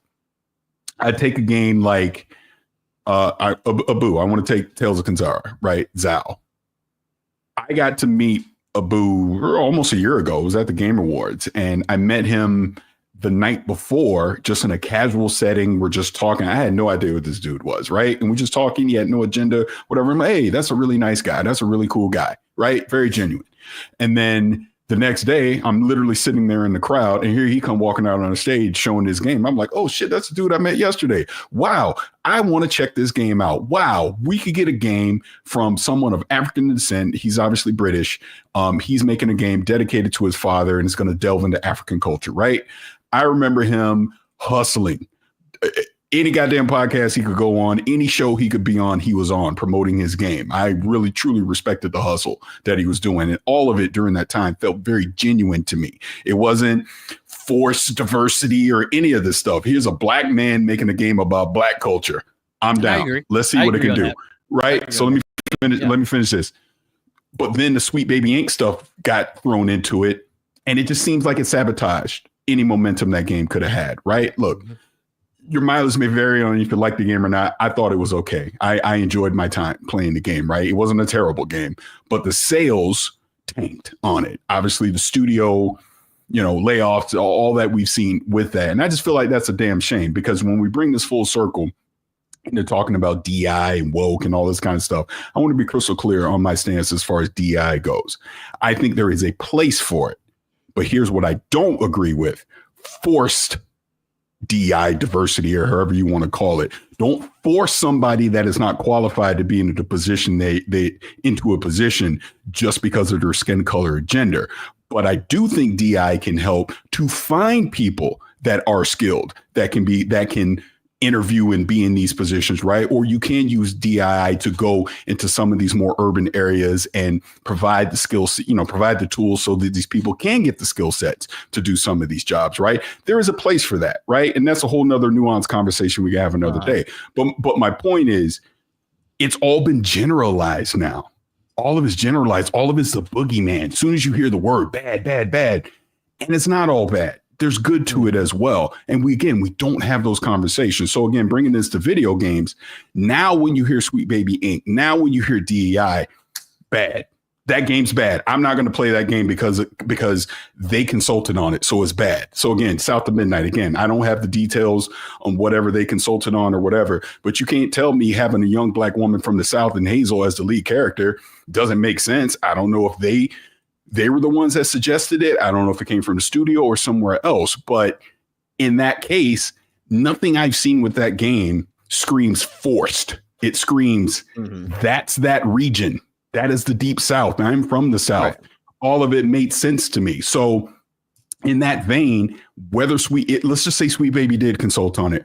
Why is that a bad thing? If the game winds up being good, if the game represents what it should and isn't forcing something in there that shouldn't be there, why is that a bad thing? No, I agree. I agree with everything that you're saying right there. And I think that's the point, right? That's the point that when you start to force things and you start to put these things into video games, into movies, TV shows, and you turn people off, you make it harder for things that are actually authentic, that actually come through and want to tell these kind of stories. You make it harder for people to accept it because of knee-jerk reactions and generalizations. When everything you see with Sweet Baby Inc. and the things that they worked on, most of the stuff that we've seen that they worked on, it's just genuinely not good, right? So when you see Sweet Baby Inc. and the things that we've heard that they do behind the scenes, whether that be true or not, that has become what people know them for. So when they see it, they go, I don't want to mess with it. Like with Tales of Kenzera, when I saw it at the Game Awards, I did think it looked good. I was one of the first people to make a video defending the game. I'm like, hey, just because there's a black dude on the cover doesn't make it woke, other stuff. I talked about that. You know what I mean? And then when you hear that Sweet Baby Inc. worked on it, it's a correlation thing now. And I feel like we can't like blame a customer for being like, oh, I don't want to mess with Sweet Baby Inc. Link games. It's because of the pattern that you've seen of the video games that they work on. They usually don't wind up being that good. So it's like I don't want to buy that video. But do we know that though? See, that's what I'm saying. That is an assumption on you. You're saying the majority don't be good, or is it just because that's the boogeyman name now? Now you think because you've seen more recent instances of it, that means everything was. I have no idea what they've consulted on, over the years. So I don't even think that's a fair assumption to make that the majority of the stuff they consult on. They worked on God of War, one of the biggest games on the planet. So like, and Spider-Man 2 as an example. I can't fully rock with that as a thing. And going back to what Hypnotic said earlier about the Kim Belair thing, I think that's the reason why we see a lot of this stuff too. Is like, again, if you work in the industry and you have that information presented to you, you understand the reasonings why she said what she said, and I agree with what she said. The main thing of like, you're not the crux of that was not what the industry and the internet took from it, which was you have to scare companies into diversity, which wasn't the understanding of that. The understanding of that was you have to understand as a person who's working in that position as the CEO or whoever it may be on the creative director in that space. My job as a consultant is to keep you from stepping on a rake. That's my job, is to be able to be like, oh, well, you were going to put this thing in the game. Let me give you some perspective on what that is. And she said, scare them into that, because if you don't get that right, there's a section of the industry, and it's not the industry section of the community that will come for you because you got that stuff wrong. That's that's the actual reasoning of why she said what she said. I hear that. And so there's value in understanding that as a full point. So I get that part. So with Unknown 9 Awakening, that is, based in like Indian culture and things like that. Yeah. And they were major consultants on that. How come then with the dialogue and things like that of random NPCs, they were talking gibberish and not the actual languages? If they're supposed to be consulting, I wasn't in the room for. Who knows? No, I'm just saying. I'm bringing an example, right? If you're supposed to be consulting on that thing, why didn't you do that? If that's your job to make sure that these things make sense, why does that not make sense? Do we know if the team used that specific feedback in the game? Did anybody ask them that? Well, that would just have to be a discussion we would have to ask them, because that's the other end of the. That's the other end of the conversation, right? Again, goes back to what I said. You can, as a consultant, the only thing you can do is suggest things, and then someone on the team. I've seen teams get suggestions on things and totally throw all of it away and be like, "No, we're not doing that. We're doing what we want to do." So, like, I got a great example of that one. Yeah, that's what I'm saying. And like, until people understand what that conversation was specifically, then everyone is speculating at that point, and we don't know. But the idea that just because they touched it or just because they consulted on it, now it's bad. Again, if you're going to use that pattern as the pattern, then that's fine. But again, that is ignorant of the process. And I think that's the part that is wrong. And to back up what Kai is saying on that, to just give you an example, this isn't like Sweet Baby Inc. or anything like that, but I consulted on Anthem. And I told them, do not put this game out. Oh my God. Nope, this is not going to work. We said it over and over, gave the reasons why, detailed. And I said, we put the game out and the game came out and it is what it is. Right. So there are instances where you're consulting and you're trying to help, genuinely help. And you might say, make this change or delay it. And that's not what the studio wants to do or the publisher wants to do. Yeah. So I'm just using it as an example to say, again, SBI has been made the boogeyman in a lot of stuff, but we don't have the 100% facts behind everything that they've been a part of. That's all I'm saying on it. But, you know, I get people being upset about certain aspects of it, right? And I will say his name just because it's top of mind. I feel like Grums has been a megaphone for let's get everybody riled up. Let's get the base riled up and let's go, and not have all the information at the time that he's saying the things that he said. And we obviously have examples of that now where he's done that. And that's where I think Yes. I wish, this is, again, the conversation that you and I had privately, and I've already said here a few times, this is where I'm saying when you have a voice and a platform where people pay attention to the things that you say and you can influence people by the things that you say, I do think you need to take a step back before you open your mouth about certain topics. Just my opinion. Okay. Well, I think in that regard, that's why, like, when the people make the videos, you make sure that you read the article, you get all the information that you can before putting said video out. And then with the Grum situation, I feel like he is a product of what happened earlier this year with, we keep disregarding the thing with Chris Kindred and how he was attacking Cabrutus, right? A lot of people that speak on the Gamergate stuff completely negate that fact of that's why it started. It would be fine if they were like, oh, we don't like that you have this list and that you're doing this stuff. That would be completely fine. But then going out to get him banned, attacking him, and then having all the media come out and ignore that fact and then paint this as this like racist and like sexist thing, right? That's what started it all. And with Grums, we spoke to Grums. I mean, Grums has taken a lot of the feedback because there have been times where he would put something out and it's like, no, dude, that's not right. You know, where it's like, oh no, that's not cool, or no, we don't agree with that. Do I agree with everything Grums says? No. But that's why he starts going, oh, he'll list the source and he'll be like, oh, this is where I got the information from. And it's like, okay, yeah, you should start doing that, you know, so that you don't give your opposition ammo against you. But I do feel like it is good that he does have the platform to get a lot of information out that some people otherwise just wouldn't see. And I feel like that's the fact checking that he does makes it better than before. Grums? But before you pop on that one, let me just say this, because I want people, because I've seen a couple of comments in the chat, so I just want to be crystal clear of my point of view on this. Sure.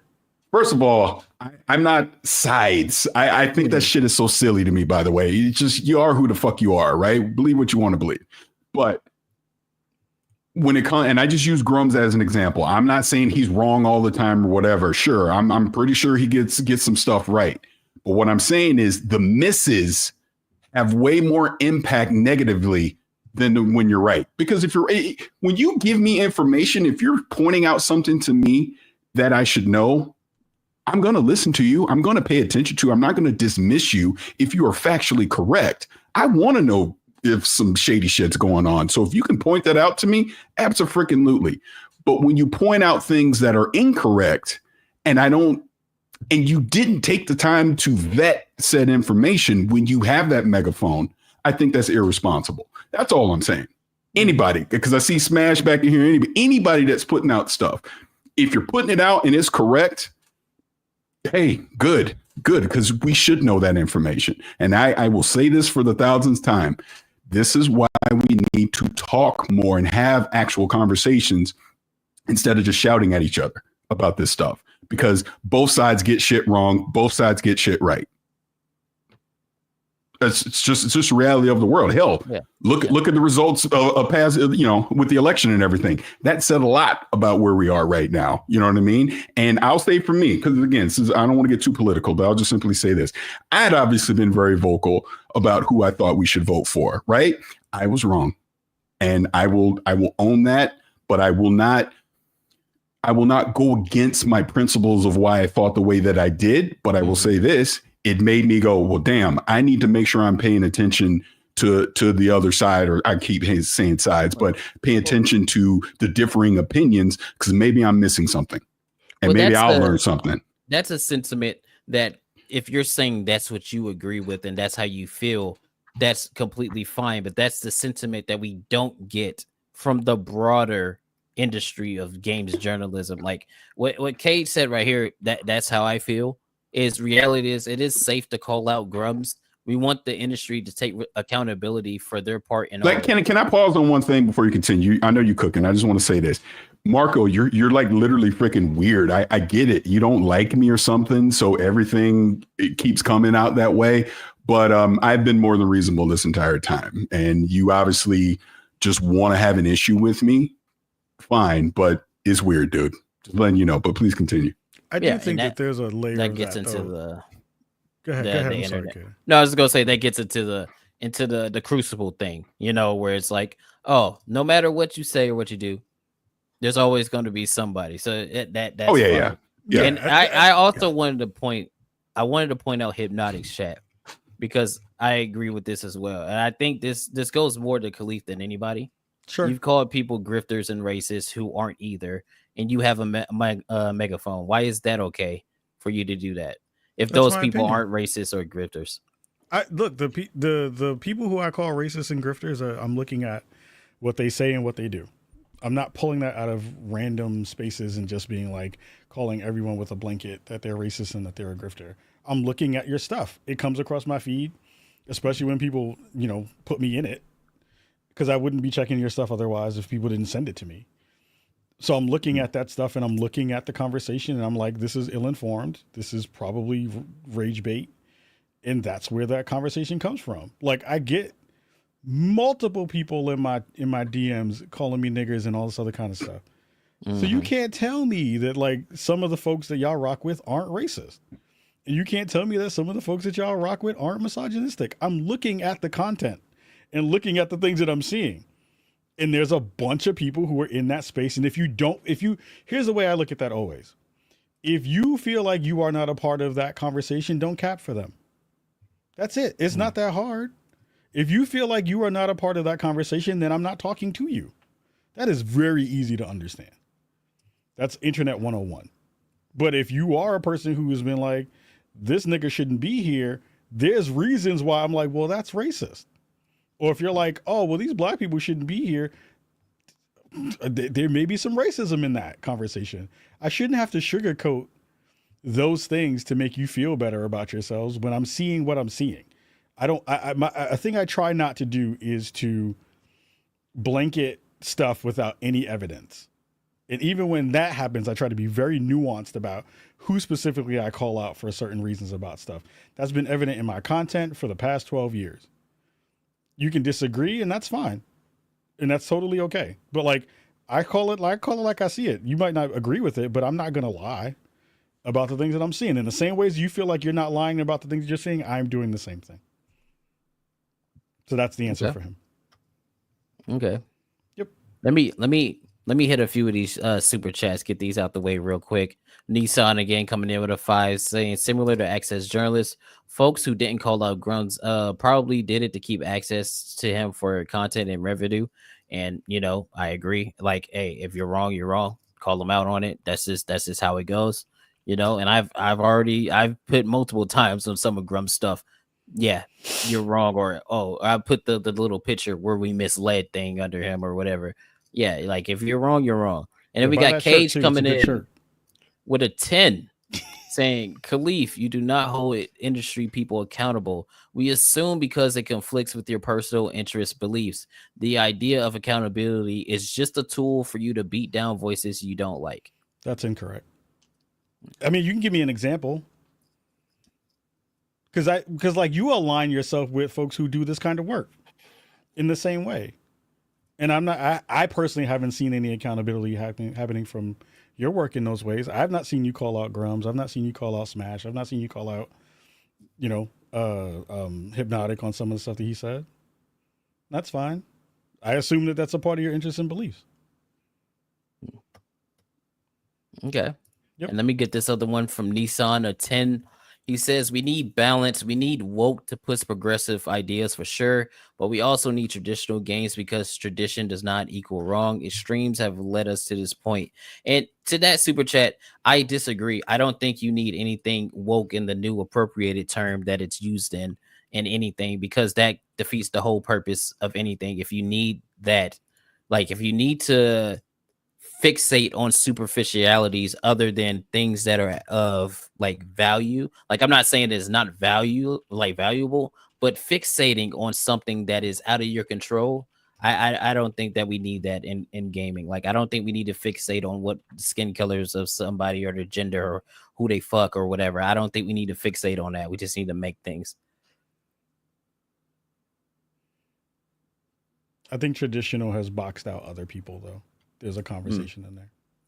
Yeah, I agree in that instance, but I feel like you don't need to, if you're making a product, if it's not like, I don't know, if it's not like a period piece, like if you're making a movie and it's not like a period piece, I feel like fixating on those kind of things doesn't matter. If it's a video game, I don't think fixating on those things matter. If it's in there, it's in there, you know. But going, oh, we're doing it because we want this thing to be better than that. No, I think that turns people off, because then at that point it's like, oh, you're telling me how I should feel or what I should think about something instead of letting me do that on my own.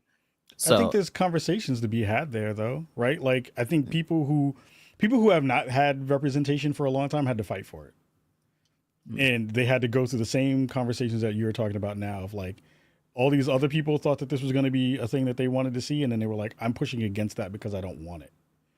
Even if it's a thing that is, you know, we've talked about this with characters in video games for a long time. Barrett in Final Fantasy, everybody's like, oh, well, there were diverse characters all throughout all of gaming and all this other stuff. Depending upon who you are, some of those representations of those characters and of those cultures were bad. And depending upon your vision of it, some people loved old Barrett as opposed to new Barrett. I thought old Barrett was mad stereotypical in comparison to what it was. You know what I mean? So like it depends on your prism of how you kind of come to the characters and come to the conversation around diversity. Yeah. I think like in simple terms, what you're saying, and correct me if I'm wrong, it's like just entertainment in general. There have been people of color in entertainment, you know, since the beginning, right? But they were also Amos and Andy, you know, what's his face? Peter Sellers, Charlie Chan. There were representations, but they weren't showing them in the best light possible of their culture or who they are. And I think what a lot of people are saying, and again, maybe they're starting to go overboard with it, you know, depending on your view, is let's properly represent these different cultures in people in games and in our forms of entertainment. And I'm all for that. And I will say again, you don't have to force it. You can do it. You can do it in a reasonable way that isn't forced, that then upsets other people because you're forcing it in there. And I would hope we can all agree on that. I don't know. Yeah, that's how I feel. That's the reason why I haven't said anything. I'm just letting you rock. I'm like, I don't agree with that. I want to hear that actually. I want to hear that you don't agree with that part. I want to know what you mean in that like what you don't feel like you don't have to force it. That because you don't have to force it? Yeah, like no, like you feel like you have to force it. Because I feel like if as soon as you start, that's just human nature. If you try to force anything on anybody, they are going to reject it. Yeah, you can say the same thing about the civil rights movement. I'm not going to make that full connection between those things. No, but I'm saying like the idea, right, of how do you move from a space where people were against something and slowly but surely moving them towards a space where things have gotten more normalized in a space, right? Yeah, you have to force that to a certain extent. That's the point, though. That has already been established in media. In that space. In any space. No, that's not true. We've had examples. Let me think. I can't think off the top of my head, but there have been characters that have been, you know, gay or whatever in video games like that. That's been a thing. Someone had to fight for that, though.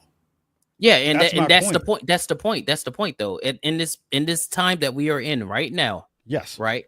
Yes. It seems like people act like we have not had this thing that has been a thing for a long time, ever since, like, I don't know, 2017 onwards, where it's like, oh, we need this, we need that in this space. Like, this hasn't been a thing, right? So that's the point that people are trying to get across, that, hey, newsflash, we understand that. But what you're doing is you are taking something that, sure, it might not be prevalent in everything, but now you're overcorrecting it and putting it into everything when it doesn't need to be.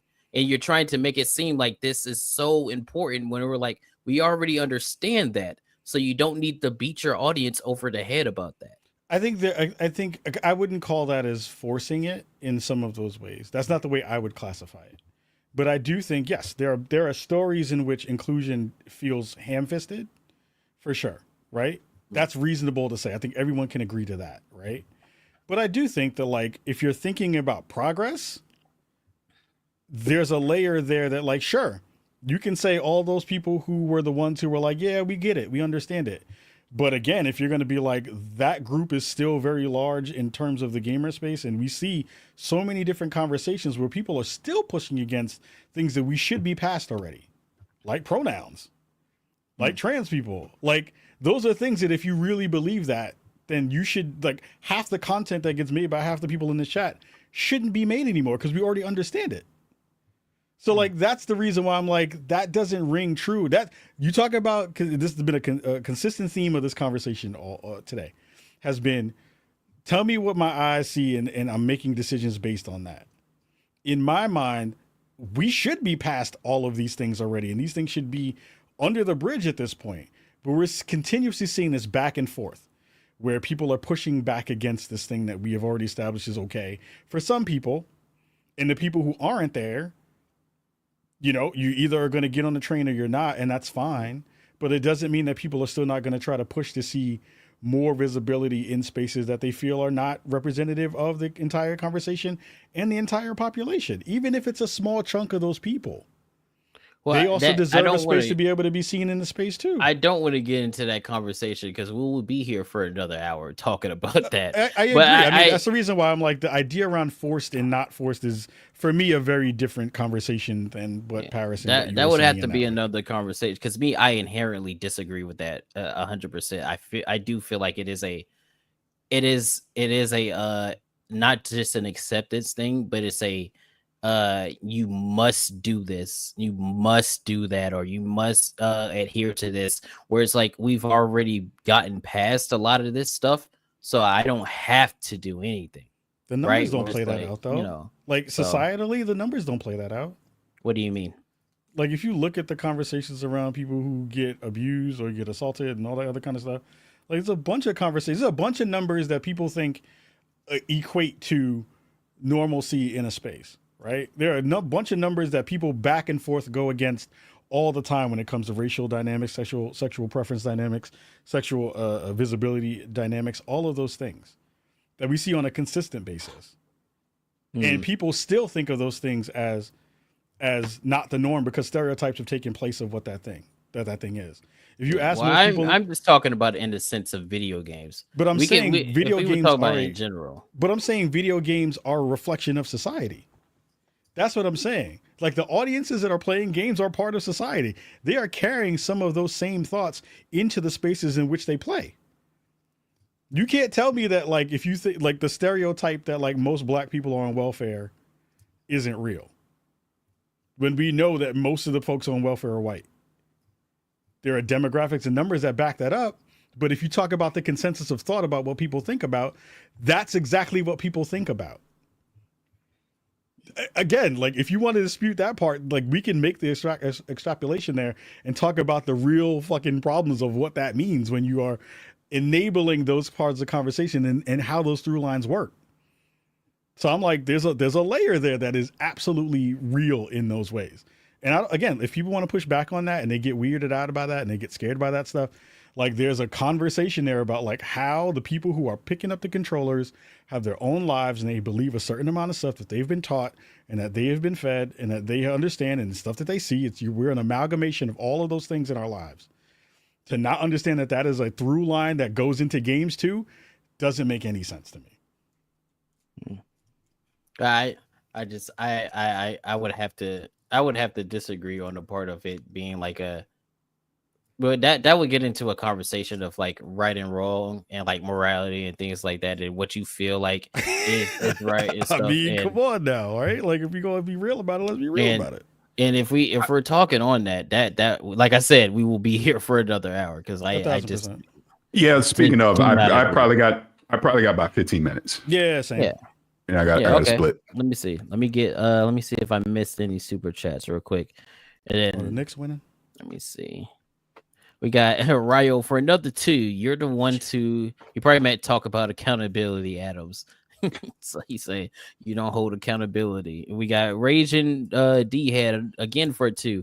Why isn't there more transparency from consulting? Because most times they can't tell you about the projects they work on. That's why. Mm. You're under NDA to not talk about that. No. Yep. And he became a member. Shout out to you, Raging D head. A big Charlotte, man. If you shouldn't have said that in the chat, bro. They're not gonna let it go now. There's a difference between real representation and this fake version that has sprung up in the last decade.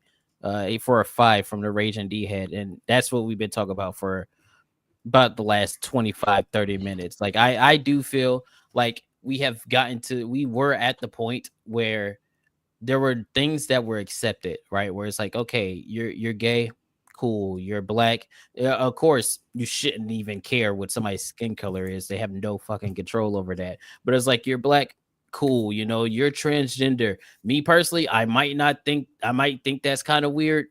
Do your thing, that's fine. And then it got to a point where it's like, no, you can't say that. Oh, you don't agree with it. You have to agree. You have to do these. You have to do these things. And it's like, okay, at what point do you stop going, hey, we're already good. What more do you want? Because now you're getting to the point of, if I don't do exactly what you say, you're basically policing me, right? You're policing my speech. You're policing how I act. And no human being is going to be like that. And to me, if you ask me, I feel like you're doing the exact same thing that you're saying you don't want done to you. You're trying to force somebody to conform to how you think they should feel about you.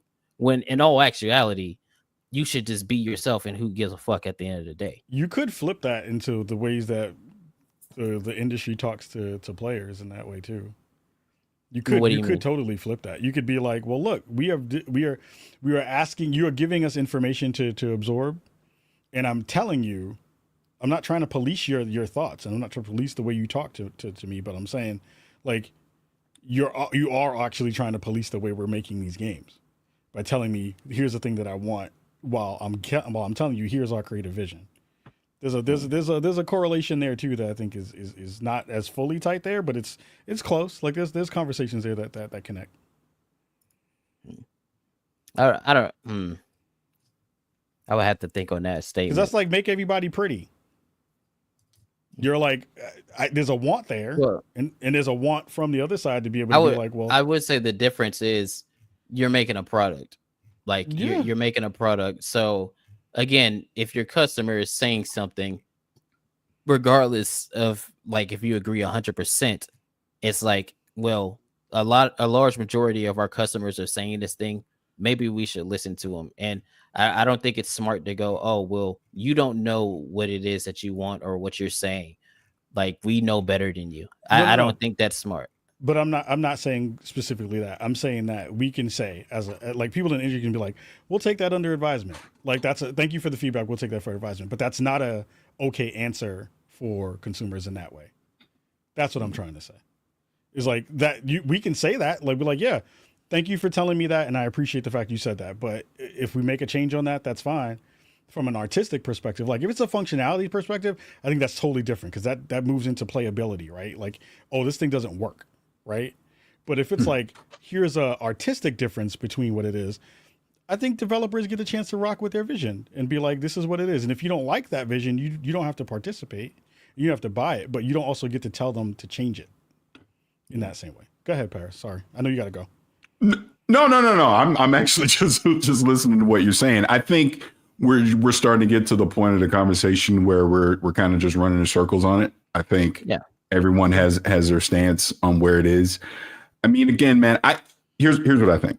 I think we're discussing the extremes of all of this, right? I think most people just fall in the middle where it's like, make a game, that's fucking fun. And that's all I care about. They just want a fun game. That's what I think most people want, right? I understand there are people that want to make sure they're properly represented in a game. I understand that people don't want certain representations forced upon them in a game.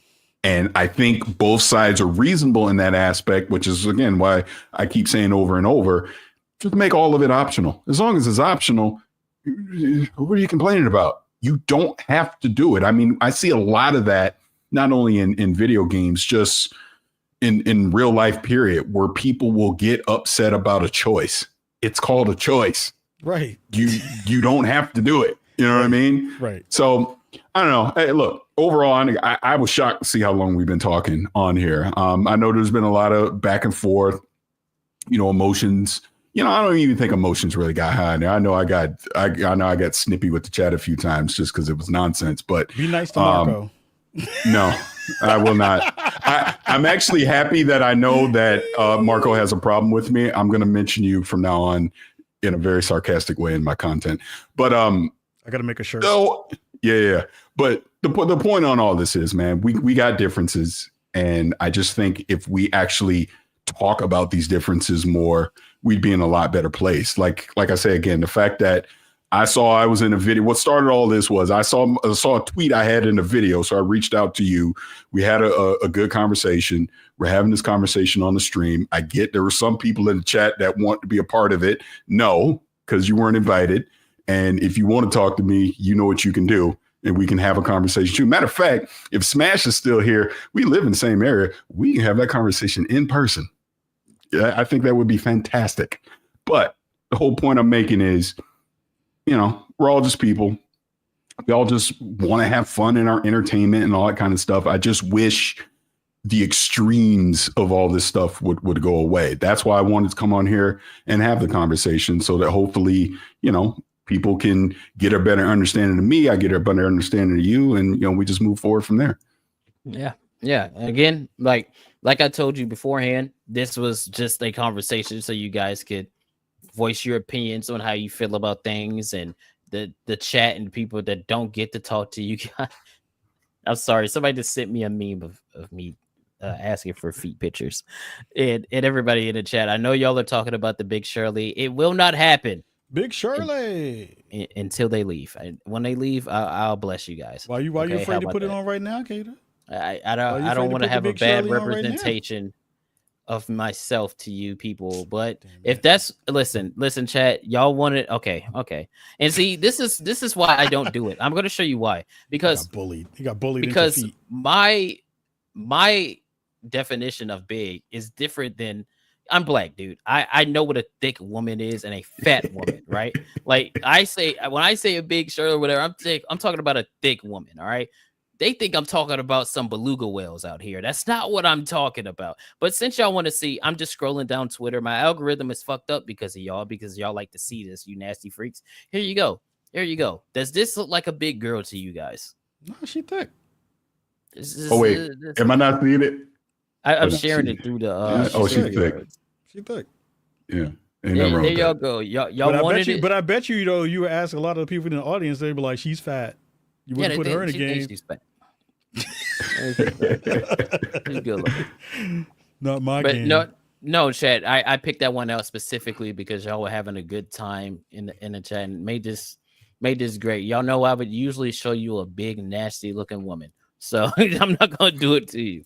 But like I told you guys, I like having these conversations. You know what I mean? Because the same way with Hypnotic and Abu Bakar when they had the conversation, that's a way to get your understanding of what's happening, Before I go, I have to say this on record.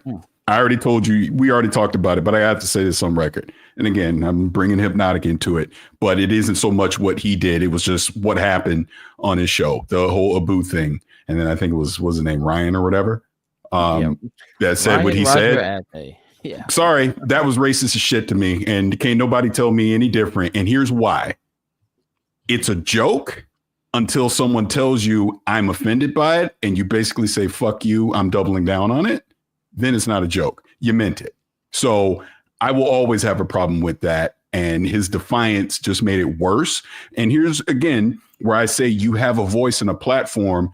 You're enabling the other racists to now want to go after Abu and say a bunch of stupid shit to him. So I will always have a problem with that 100%. Don't talk about spear chuckers and all this other stupid shit that you said. And then when someone's like, hey, man, that's kind of out of pocket. And I understand people on the panel also didn't necessarily agree with it, but I'm talking about him specifically. I had a problem with that because, again, this is where real life comes into it. He ain't saying that shit to Abu's face. You wouldn't. And kiss my ass if you said you would, because we know you wouldn't. No. And that's where I say people love to say crazy shit online that they wouldn't say in real life. So don't be offensive in that way. When I get jokes. We all have jokes. We have jokes, friends, all that kind of stuff. But the minute that I find out something I said offends someone, I'm going to go, you know what, my bad. That's not how I meant it, whatever. And you move on. He tripled down on it. So F that. That shit was racist to me. So flip it, put it out there. He can get mad if he want, because that shit was racist to me. And the funny thing about it is, like, we talk about, again, like, what's the feedback loop, right? You want to give him props for having that conversation with Abu, but that's after all the other platforming and after the other stuff that's been said, you know, from him publicly about those things. And then he's like, well, let me reach out and go talk to the dude. Like, you could have done that work in the initial phase of what that conversation was, to be like, yo, I have all these people who were doubling down and dogpiling Abu and all this other kind of stuff. If I'm really interested in that conversation, let me go reach out to him and like figure out what that was in that space. But it turned into a premiere video first, and then it turned into a YouTube video first, and then it became, well, let me reach out. So I think, you know, my parting shot on that whole thing is like, there's some space to be worked on from folks who are saying that they have all these grievances, but like your actions don't match your words. They don't. Your words don't match your actions in a lot of different ways. So it winds up being this thing of everyone's being aggrieved and being like, oh, well, I didn't say this, and you're not being reasonable about the way you are talking to me and all this kind of stuff. Like, we're seeing the stuff in real time that y'all are putting out, and discussing those conversations and having, you know, important, you know, dialogues about like, what does that mean for the future of the space, and a lot of those conversations. And again, if you're trying to get that good feedback to the people who you want to make decisions about the future games that you want to kind of come and see, this ain't the route. This ain't the way to do it. You're doing it in the wrong way. And this isn't what you're saying, Kahlief. I'm just looking at the chat. So you can't make jokes to black people, but it's okay to make jokes to the other race. No. See, you're missing exactly what I'm saying. Again, a joke is a joke. And you made an analogy earlier about going to a comedy club. I totally get that. Like, when you go to a comedy club, you're there for the smoke. So if someone makes fun of you, your race, gender, whatever, you willingly went there to go do that, right? What I'm saying again is, if you say something and the person is letting you know, hey, I was offended by that, I don't appreciate that you said that, then have the grace to go, hey, it was a joke, I didn't mean it that way. Don't get defiant and double down on it. That's when it becomes hateful. That's when I'm going to say, you know what, that's some racist shit that you said. Because it wasn't just spear chucker. He said some other shit too that I can't remember off the top of my head. But that's when you see it and you go, well, damn, we know how you really feel. You know what I mean? Mm-hmm. So it's not about jokes. Jokes I get, but jokes you can be accountable for and say, it was a joke, my bad. And it would have ended the conversation right then and there. But he tripled down on it. So that's my problem with it. And if you got a problem with me having a problem with it, oh, well. And look, that's why they're on here, so they can say how they feel. But I have to let y'all know, my stomach is starting to touch my back. I'm hungry. So we're gonna get these guys out of here. I'm gonna let them do their goodbyes. We'll do go ahead, Parris. Let me give you the little solo spotlight. Go ahead. I'm pretty sure they all know you anyway. But yeah, just go ahead and. I mean, yeah, on social media, I'm at Vicious696. You can find me there and tell me how wrong I was today. I'm just kidding. Actually, I've really appreciated the conversation that we had. Seriously, because you need to hear it. You need to hear the back and forth. And I do appreciate the chat, even though I got grumpy with them, for giving a different perspective on some stuff. I'll always, give that grace when it comes to that. But you can find me over at Kind of Funny as well. And I'm part of Gamergate Radio. Yes, sir. Yes, sir. And then we got Kahlief Adams.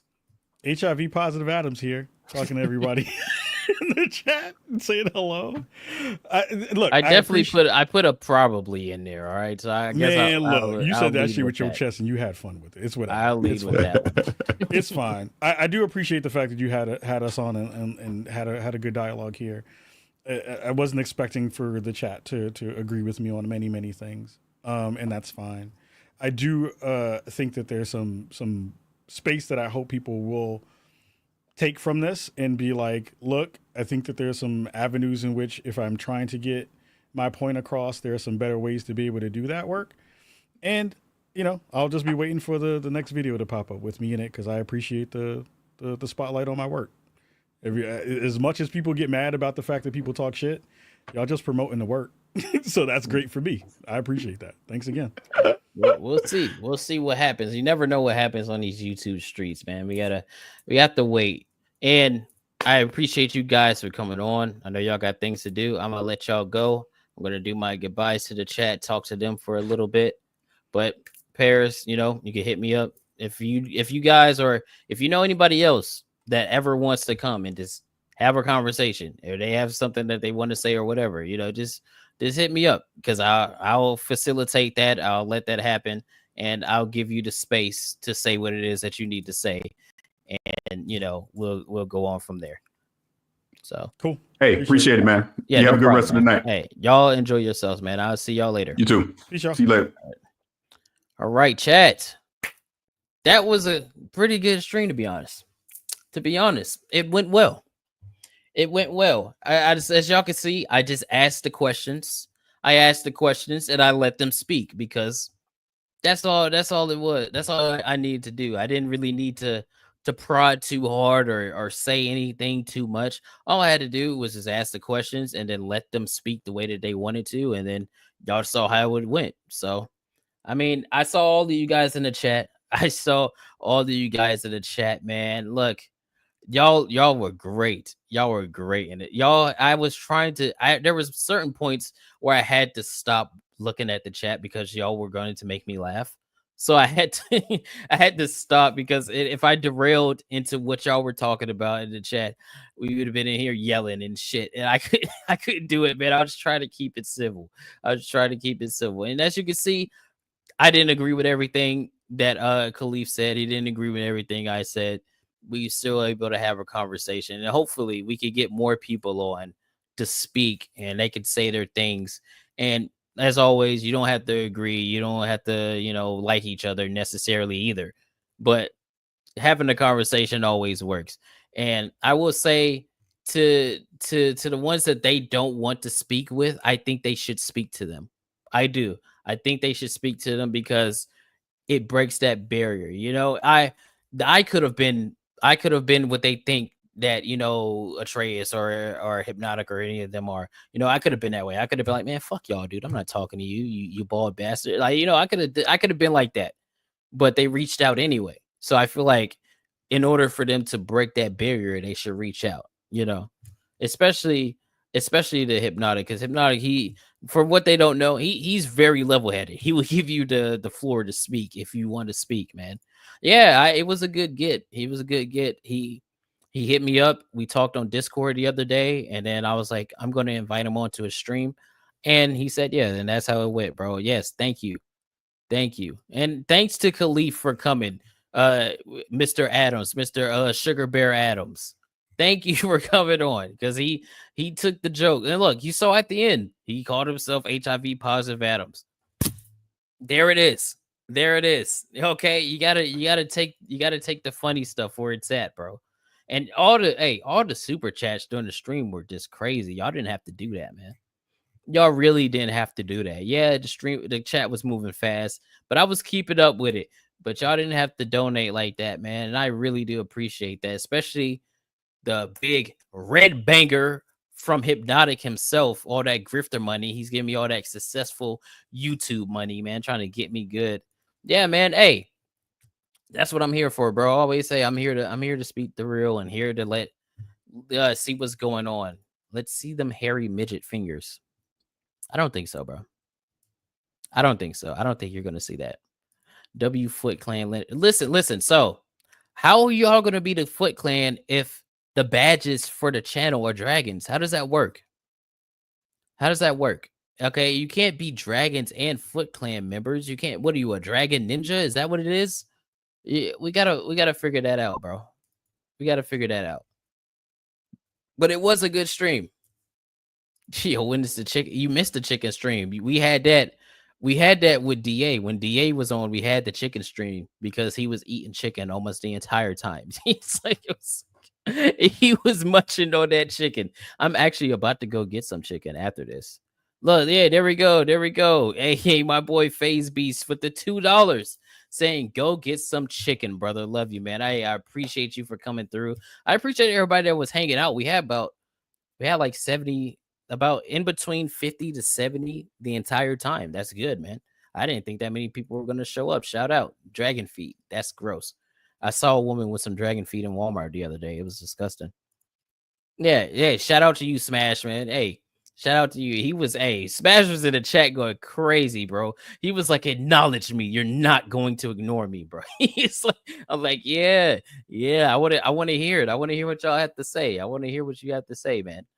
But man, we're about to get ready for Saturday Night Hypnosis here in 30 minutes. 30 minutes. I'm going to be on Hypnotic's channel, Saturday Night Hypnosis. You know, we're going to be I'm pretty sure we're going to talk about this along with other things. So we're going to see it, man. Listen, I appreciate all of y'all for coming out, man. I appreciate y'all for hanging out in the chat, for gifting, all that good stuff. And actually being cordial for the most part. Y'all have your opinions, but you know, y'all are being cordial in the chat. I really like that, man. And yeah, dude, I gotta eat, bro. I'm hungry. I'm about to put this salmon in the oven and I'm about to eat. But we will see y'all next time. I might go live again Sunday. We'll see. We will see what happens. I got a video to work on, so I might work on that video and put that out. But I'm gonna get out of here, man. Let me set my outro video. Yeah, there it is. Hold on. Let me get my outro video ready for you guys. I got my outro video. But yes, I'm gonna see y'all later. Go to Saturday Night Hypnosis. Stay black. We out of here. Alright, B, we got that scrap on you. What up, y'all? Alright, I'm gonna fuck with you. Alright, bro.